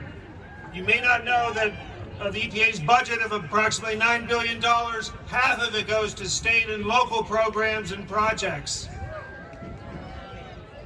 EPA has 15,000 employees currently to deliver the protection for the environment and for your public health for a country of 340 million. The administrator wants to cut EPA by 65%. So I have three questions for you. Do we want clean water? Yes! Do we need clean water? Yes! Who needs clean water? We do! EPA protects and oversees several programs to ensure clean water. To protect drinking water, EPA sets standards for such pollutants as lead and oversees the local programs providing that service. EPA ensures that rivers and streams have standards that meet the fishable, swimmable minimum of the Clean Water Act. The Delaware River is one of those success stories. From the stinking industrial sewer that it was 35 years ago when I started, it is now a river that has a robust fishery, boating, and maybe soon swimming. For wastewater, EPA oversees and enforces controls on polluters and pollutants discharged from factories and sewage treatment plants. Ban fracking! Yeah, well, we'd love to do more with fracking, but yeah. Next question, do we need safe lands free from hazardous waste? Yes! Do we need our children to play on playgrounds that are free from hazardous waste? Yes! EPA oversees several programs that ensure safe cradle-to-grave management of hazardous waste. For the worst abandoned sites, EPA Superfund programs oversee and manage the cleanup and restoration of those lands. It takes a long time and a lot of money. This includes provisions to find and recover the costs from the dumpers. In Pennsylvania, there's over 91 sites still active. In Jersey, there's over 100. We love New Jersey. EPA also provides emergency responders to disasters across the country, such as the LA wildfires, the Appalachian flooding, Hurricane Sandy. EPA staff identifies and works to remove that hazardous waste with FEMA and with local responders. We have the expertise, they have the manpower. Last question. Do we want clean air? Yes! Do we need clean air? Yes! EPA manages and funds numerous programs to restore the clean air and combat climate change. EPA successfully implemented programs to eliminate acid rain. We can do this. This is not rocket science. EPA successfully eliminated lead from the exhaust pipes of our cars from gasoline and is working to reduce other harmful pollutants that save tens of thousands of lives. For the last 15 years, EPA has also focused on reducing the greenhouse gases, CO2, methane, that are causing climate change, human-caused climate change.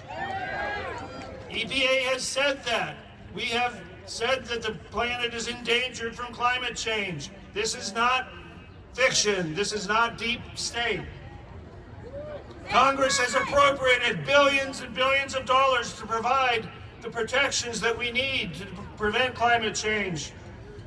For the consumer, it's provided rebates for certain electric cars and numerous home energy improvements, including weatherization, solar panels, and heat pumps. So take advantage of them. EPA has imposed additional controls on cars and industrial plants. So in closing, over 33 years, I worked across EPA's programs. I worked with hundreds of EPA staff, scientists, specialists, secretaries, lawyers, accountants, and with few exceptions, each one was dedicated to doing their jobs. So EPA staff protects clean water. EPA protects safe lands, clean air. We need your protection now. EPA is under attack. EPA funds and creates jobs. EPA is trying to protect your health and the environment, but we can only do this if the staff is there to do their jobs. So I say to EPA's critics, hands off EPA. Hands off! Fuck Trump! Fuck Trump! Fuck Trump! Fuck Trump! Fuck Trump! Fuck Trump! Fuck Trump! Fuck Trump! Fuck Trump! All right. We say, hands off our immigrants. And for that we have Adan Mairena. He works with the New Sanctuary Movement. He is the pastor of West Kensington Ministry in Norris Square and of the Yaden Presbyterian Church. He's been active in immigrant justice for decades, here and abroad. He currently works with asylum seekers and refugees and advocates for the rights of undocumented immigrants. And the West Kensington Ministry provided sanctuary for a family under the threat of deportation. He has been involved in acts of civil disobedience at the White House and here in Philadelphia, and is a member of the New Sanctuary Movement. Adan, thank you so much for being here.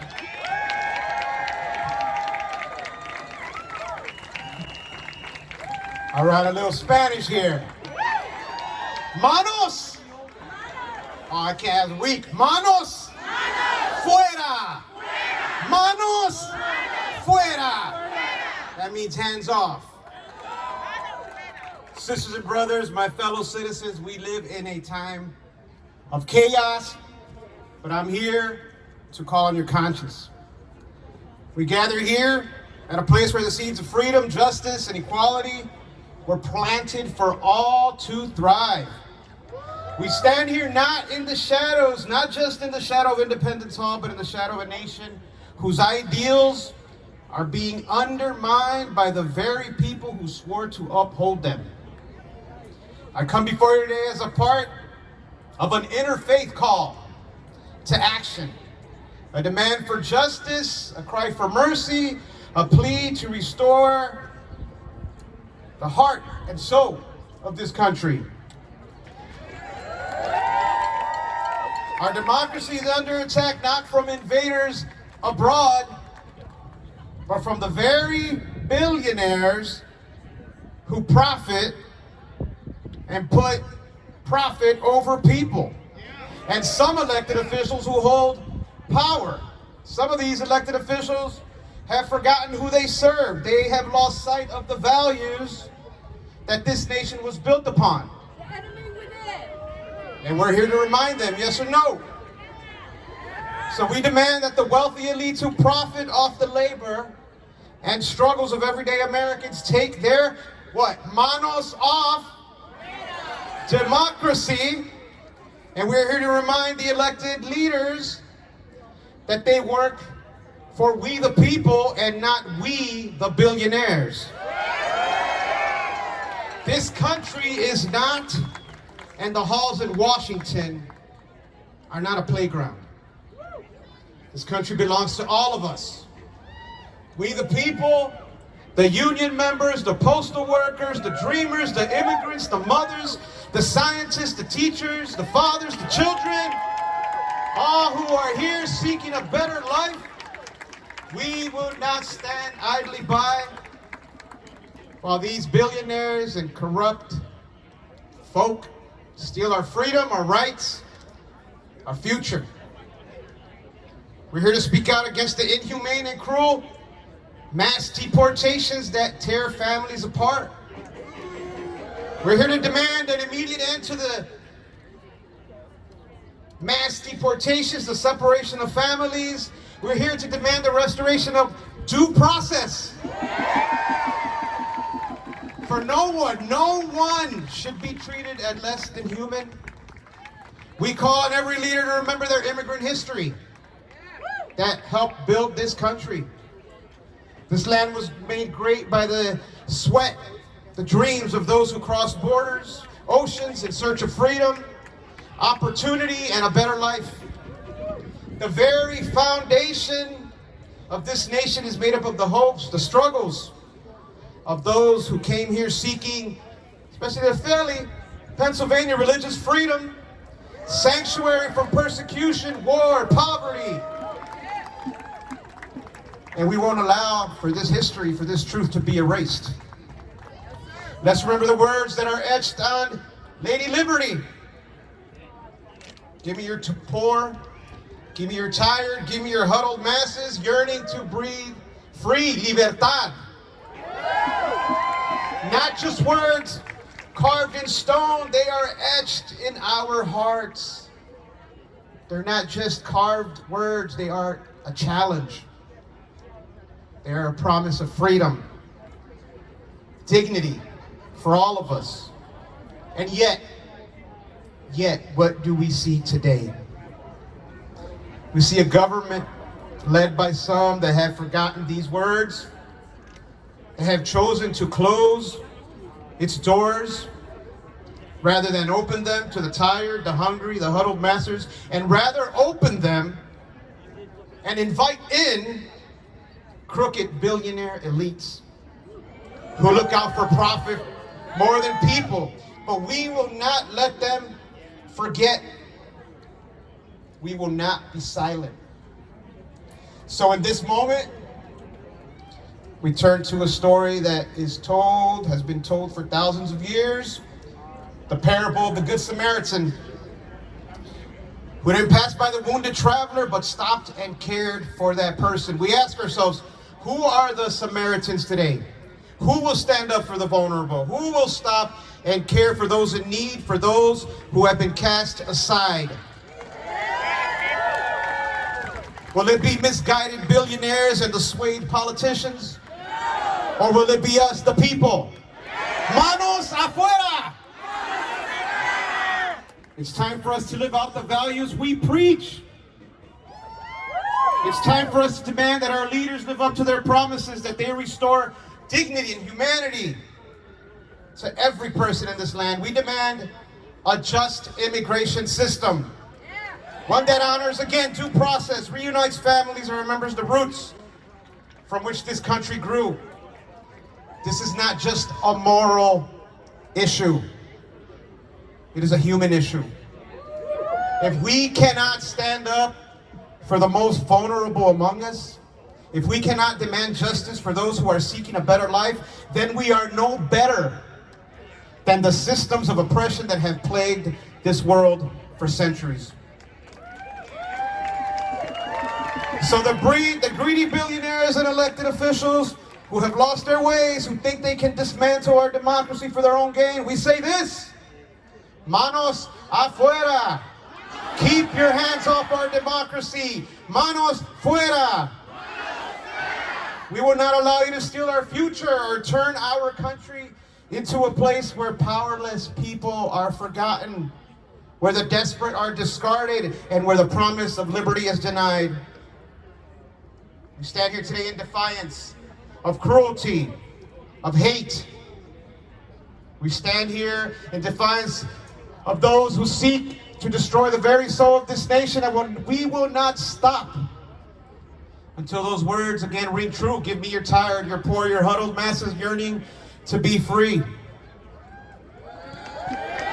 In the words of Richard Rohr, we must embrace the inclusive love that flows from the Spirit of God, from the spirit of humanity itself. My friends, all these social issues you've heard about today, whether they are rooted in immigration, race, the environment, inequality, LGBTQ rights, they're all intertwined. They all interconnect. They're all the same battle. They are the same fight for justice. To ignore one is to ignore them all. So today we stand united for all those who are marginalized, for all those whose voices have been stolen by these oppressive systems. We demand that the leaders that have been up here on the mic, those across our country here in Philly, we demand that these policies of cruelty stop. Stop the deportations, reinstall due process. Let's work together in a world for justice, compassion, dignity, not in my name, not in your name, but in the name of humanity. Let's be the generation that remembers our immigrant history. Let's be the generation that truly lives out the words we so proudly proclaim: liberty and justice for all.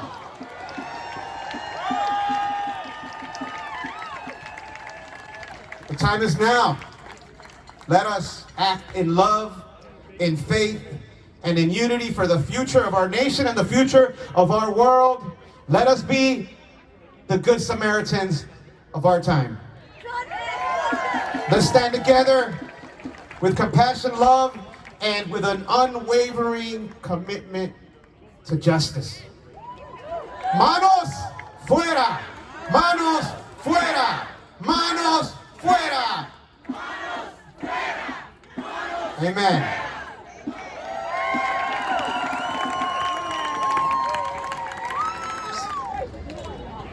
We say hands off to Medicaid. Not two. Hands off Medicaid.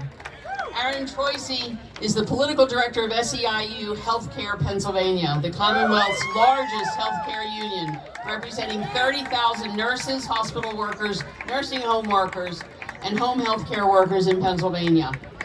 Adan has been organizing labor, community, and political campaigns in Philadelphia and across the Commonwealth for more than 15 years to build better standards for workers and better care for patients. Adan, thank you for being here. Good afternoon, Philadelphia. I want you to raise your hand or raise your sign. Show me some love if you or a loved one receives Medicaid services. Show some love for some Medicaid, all right?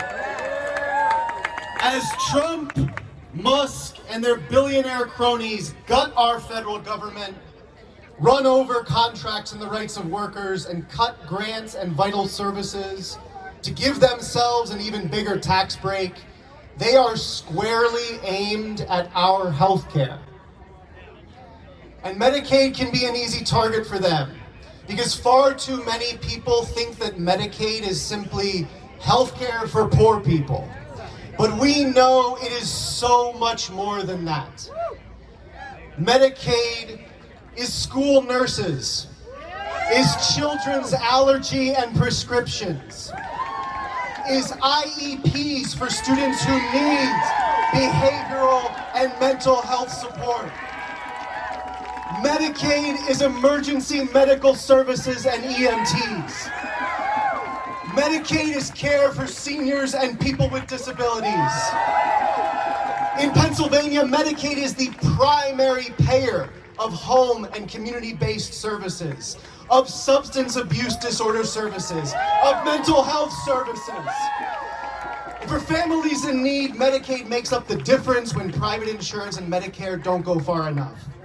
In Pennsylvania, Medicaid covers 1 in 2 children. 1 in 3 births in Pennsylvania paid for by Medicaid. Almost 1 in 4 adults. 1 in 10 veterans. I could go on. In Philadelphia alone, more than 670,000 people, most of them children, receive Medicaid services. Now, our union, SEIU Healthcare Pennsylvania, we represent hospital workers.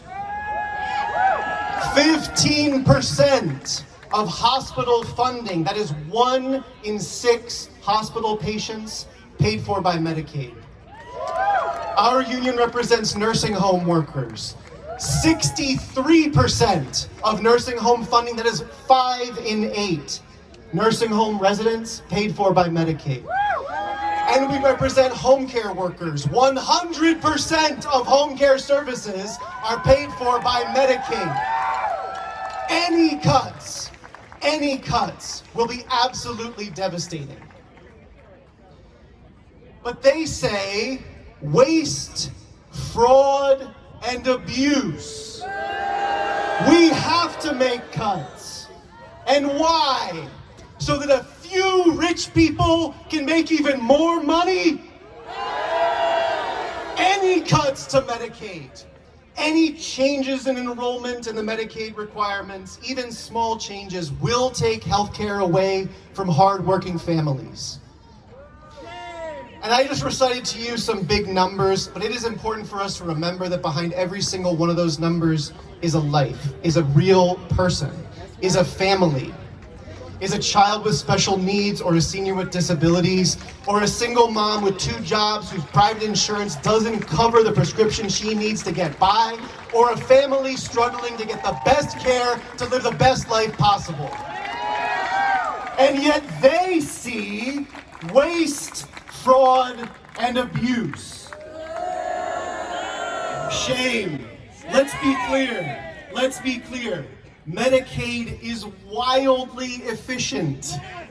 It is the most effective and cost-effective way to provide and pay for care. It is less expensive and it is more cost-effective than both private insurance and even Medicare. In short, Medicaid works. And yet, they say waste, fraud, and abuse. Waste, fraud, and abuse. Boo! Shame! You want to talk about waste? Let's talk about Medicaid work requirements. Forcing someone who's already working to fill out more paperwork and meet more deadlines just to prove that they are, that sounds like waste to me. What about you? The vast majority of Medicaid recipients are currently working. The rest are retired, caring for others. They're people with disabilities or who are currently in treatment. We are working. When they say work requirements, let's be clear about what they mean. They mean paperwork requirements. And if the idea of making it harder to apply for or maintain your healthcare coverage by making people jump through additional meaningless bureaucratic hoops sounds wasteful to you, you are not alone. And don't take it from me, they've actually tried Medicaid work requirements in Georgia, and you know what happened there? Families lost coverage, and it cost more to administer the work requirements than they saved in implementing them. That is waste. Does that sound like waste to you? All right, waste, fraud, and abuse. Fraud. Okay, how about fraud? How about the fraud that Elon Musk is pulling on the American people right now? The unelected richest man in history chainsawing community services for families so that he can increase his profit margins. That's fraud. That's the red! Stealing families' health insurance to put more money into the pockets of the richest billionaires and corporations in America. That's fraud. Shame. Waste, fraud, and abuse. You want to talk about abuse?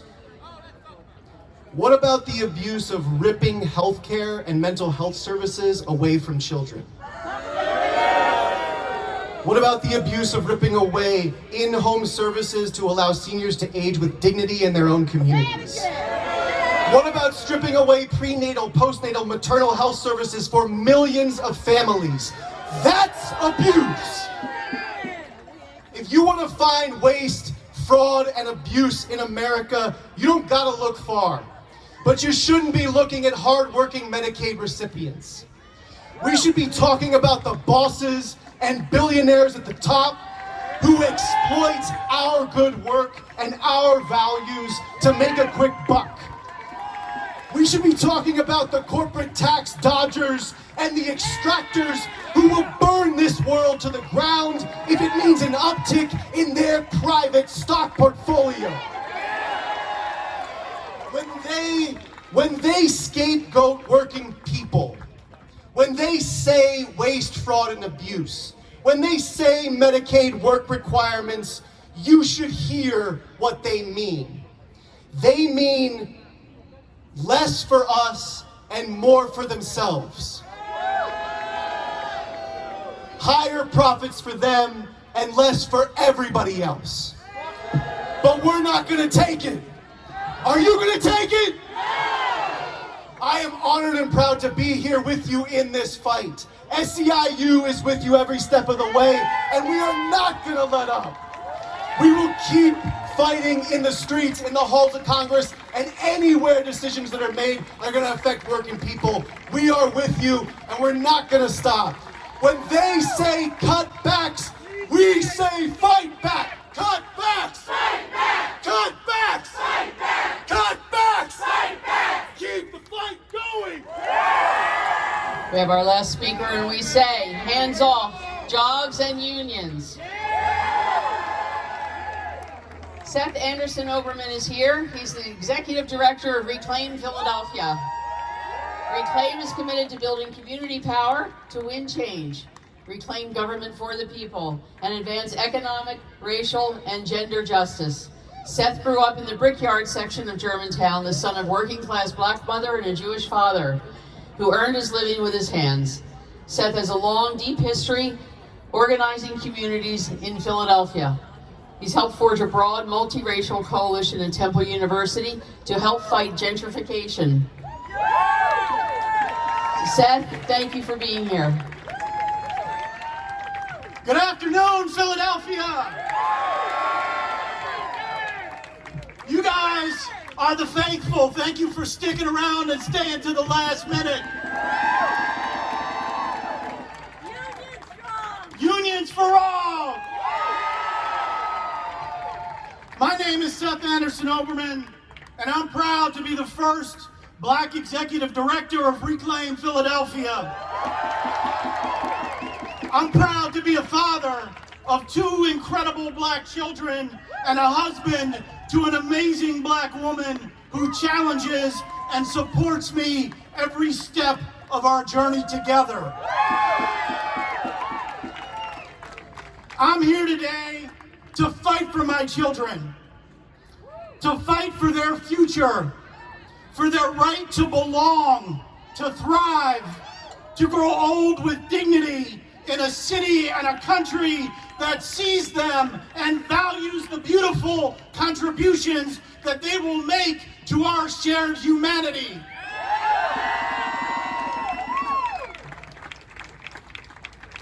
That future stands in grave peril today.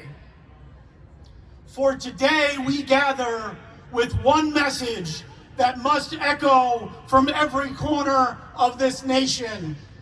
Hands off our people! Hands off our schools! Hands off our schools! Hands off our housing! Hands off our housing! Hands off our public transit! Hands off our public transit! Our libraries! Our clinics! Our dignity! Hands off our lawyers and those who are standing up for our rights! Hands off our city! Hands off our communities! Hands off our history! And hands off our futures!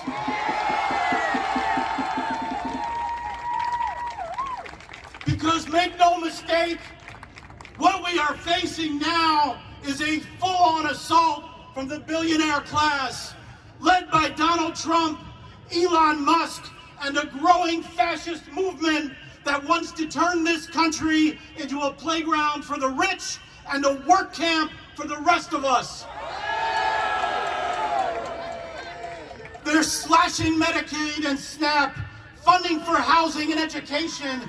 They're attacking science and destroying our planet, laying off federal workers by the tens of thousands. They are coming for all of us. Elon Musk is no harmless tech bro.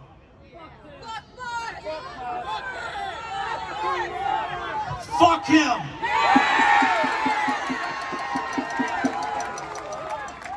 He's a billionaire extremist born from the emerald mines of apartheid South Africa, working hand in hand with Trump and the far right. He's gutting public infrastructure, taking control of government data, commanding mass communication platforms to spew hatred and division, spread disinformation, and establish a mass communications infrastructure for fascist white supremacy. He's not here to innovate. He's here to dismantle, to turn public goods into private monopolies, to treat democracy like a failed startup and sell it to the highest bidder. They are buying every lever of government power and using it to orchestrate a massive transfer of wealth upwards and to destroy the rest of us with no way to fight back. This isn't about budgets, it's about control. This is about building a future where billionaires rule exclusively, where the people are silenced, and where democracy dies. But let's be real, this didn't start with Trump, and it didn't happen overnight.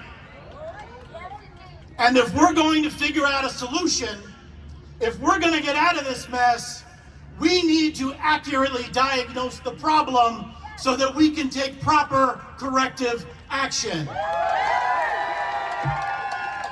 All right, where are my scientists at? Y'all know a little bit about that, right? This moment is the result of 45 years of bipartisan betrayal. Reagan may have been elected in 1980, but since then, both parties have been operating under the same framework of trickle-down economics, tax cuts for the ultra-rich, paid for by privatization and cuts to education and social programs, corporate welfare and deregulation, endless war and militarism. While Reagan declared open season on union workers, it was Bill Clinton who championed NAFTA and shipped out good union jobs, leaving rust, blight, and human suffering in its wake.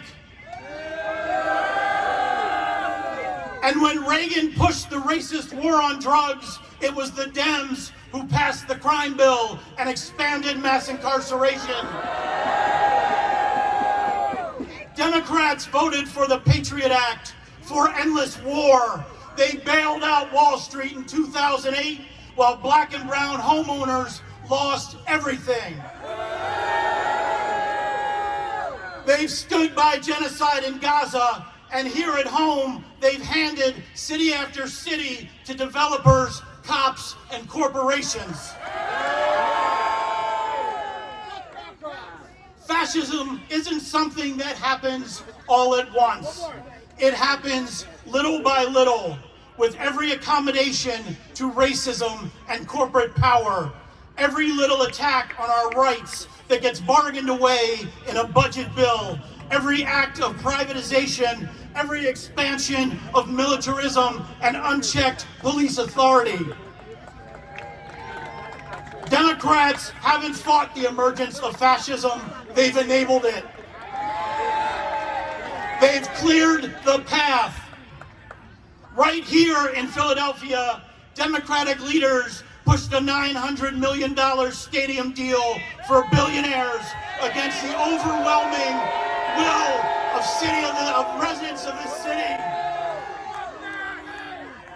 And now our mayor, Sherelle Parker, is pushing to eliminate the business income and receipts tax, or BERT, that would hand $2 billion to mega corporations over the next decade.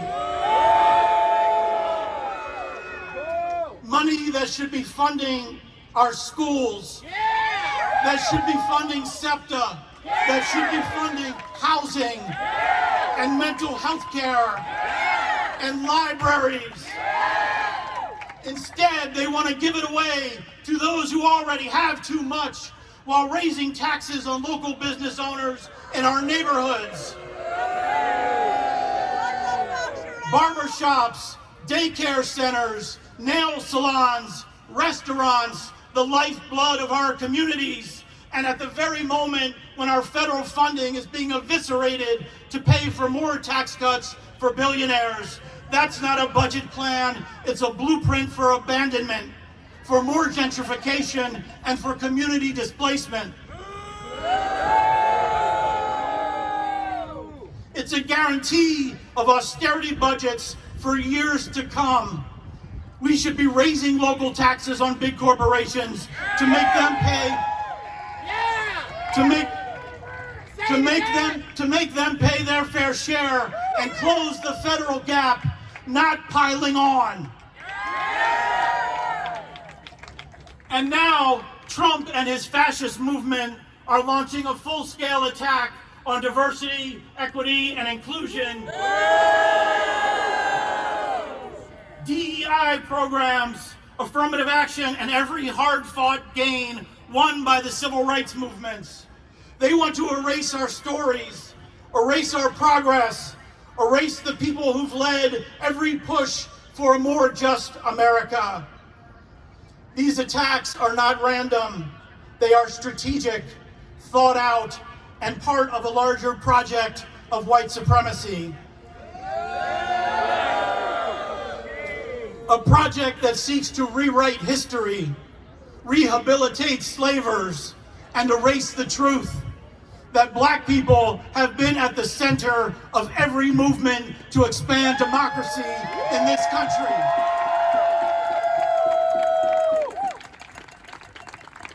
The right wing knows exactly what it's doing. They understand that while white women have statistically benefited the most from affirmative action, it's anti-black racism that they use to destroy it. Because they know anti-blackness is the most effective wedge in a country that was born from the genocide of Native peoples and the anti-blackness of chattel slavery, Jim Crow, and legal discrimination. Anti-blackness always sells. If they can use it to undermine the rights of black folk, they can take everything from everyone else. Women, Latinos, Asians, immigrants, queer folk, veterans, those with disabilities, everyone who's fought to be a part of this country's promise. This is a calculated, strategic assault, and it's working. They're dismantling DEI offices. They're banning Black history. They're silencing student groups. They're firing educators who dare to speak the truth. They want to scare us back into silence and obedience, but we have 3 words for them. Not today, Satan.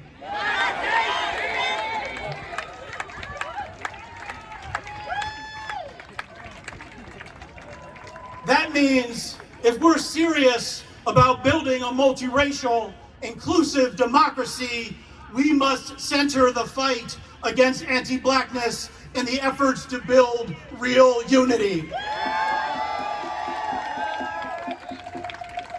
It's not a side issue, it's the issue.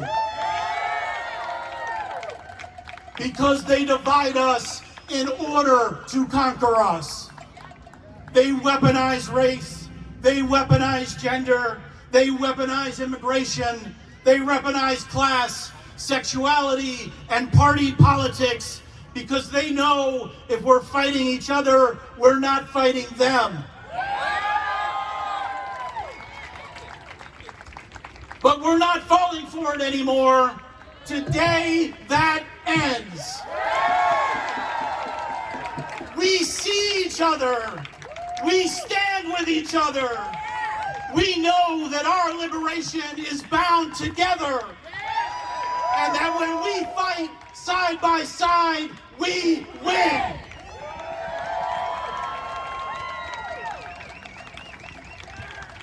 And when a party that's supposed to represent the people refuses to center that fight, when it compromises with white supremacy, when it serves Wall Street profits, tech billionaires, oil oligarchs, and hoarded wealth over people, that's how it loses its soul. When Democrats prioritize donors over voters, they don't stop fascism, they fuel it. They tell us to be patient, they tell us to be pragmatic, but what have we won? We've won more homelessness, we've won lead in our schools and buses that don't run, we've won heat waves and floods while billionaires plan for Mars. We've won a city where developers get tax breaks and kids get asthma. That's not progress, that's failure, and it's killing us. Right now, we need to name a hard truth. We need to diagnose the problem in order to find a real solution.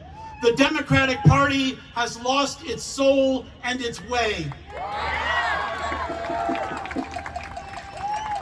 It has spent decades chasing corporate donors, echoing Reagan, and abandoning working people in cities and rural areas. It silences progressives, it punches left, it tries to manage inequality with more police instead of ending it. And in doing so, it has paved the way for Trumpism and the extreme right. But we're not giving up. We're not going back.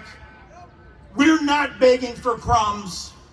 We are done pretending that liberal capitalism is going to save us when it's literally killing us. When it keeps producing crisis after crisis, we need a new way forward. One that centers the people who actually make this country run. The farm workers, the grocery clerks, the sanitation workers, the nurses and home care workers, the laborers, the cooks and dishwashers, the child care providers, the bus drivers, the janitors, the teachers, the scientists, the poets and dreamers, the unemployed, the underemployed, and the overexploited. Those whose labor creates the wealth of this country, but who own not a damn piece of it. That is who we fight for. That is who should lead. That is the movement that we are building, not just to resist, but to win. So to the Democratic Party, we invite you to this fight. We need you in this fight. But if you cannot help us deliver that future, we will build your replacement.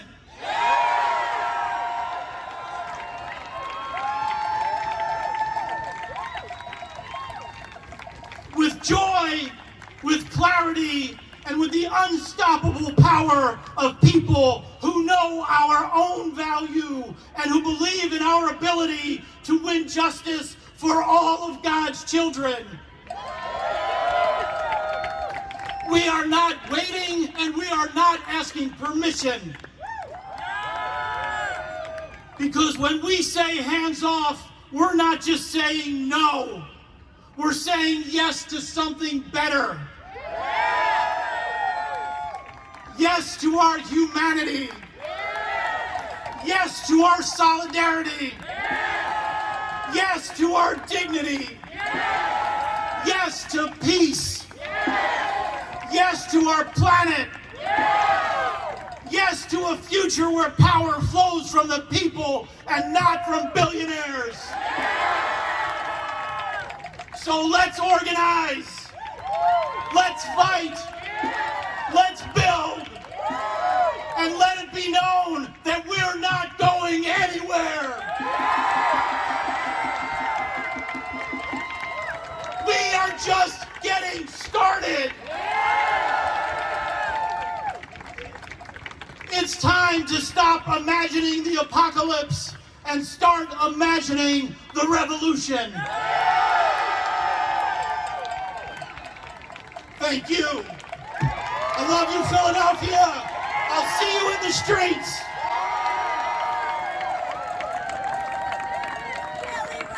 It's getting late. I just want to say, none of us ever thought we would be here, having to protest all the time, marching in the streets like we have been, but here we are. Now this is our job.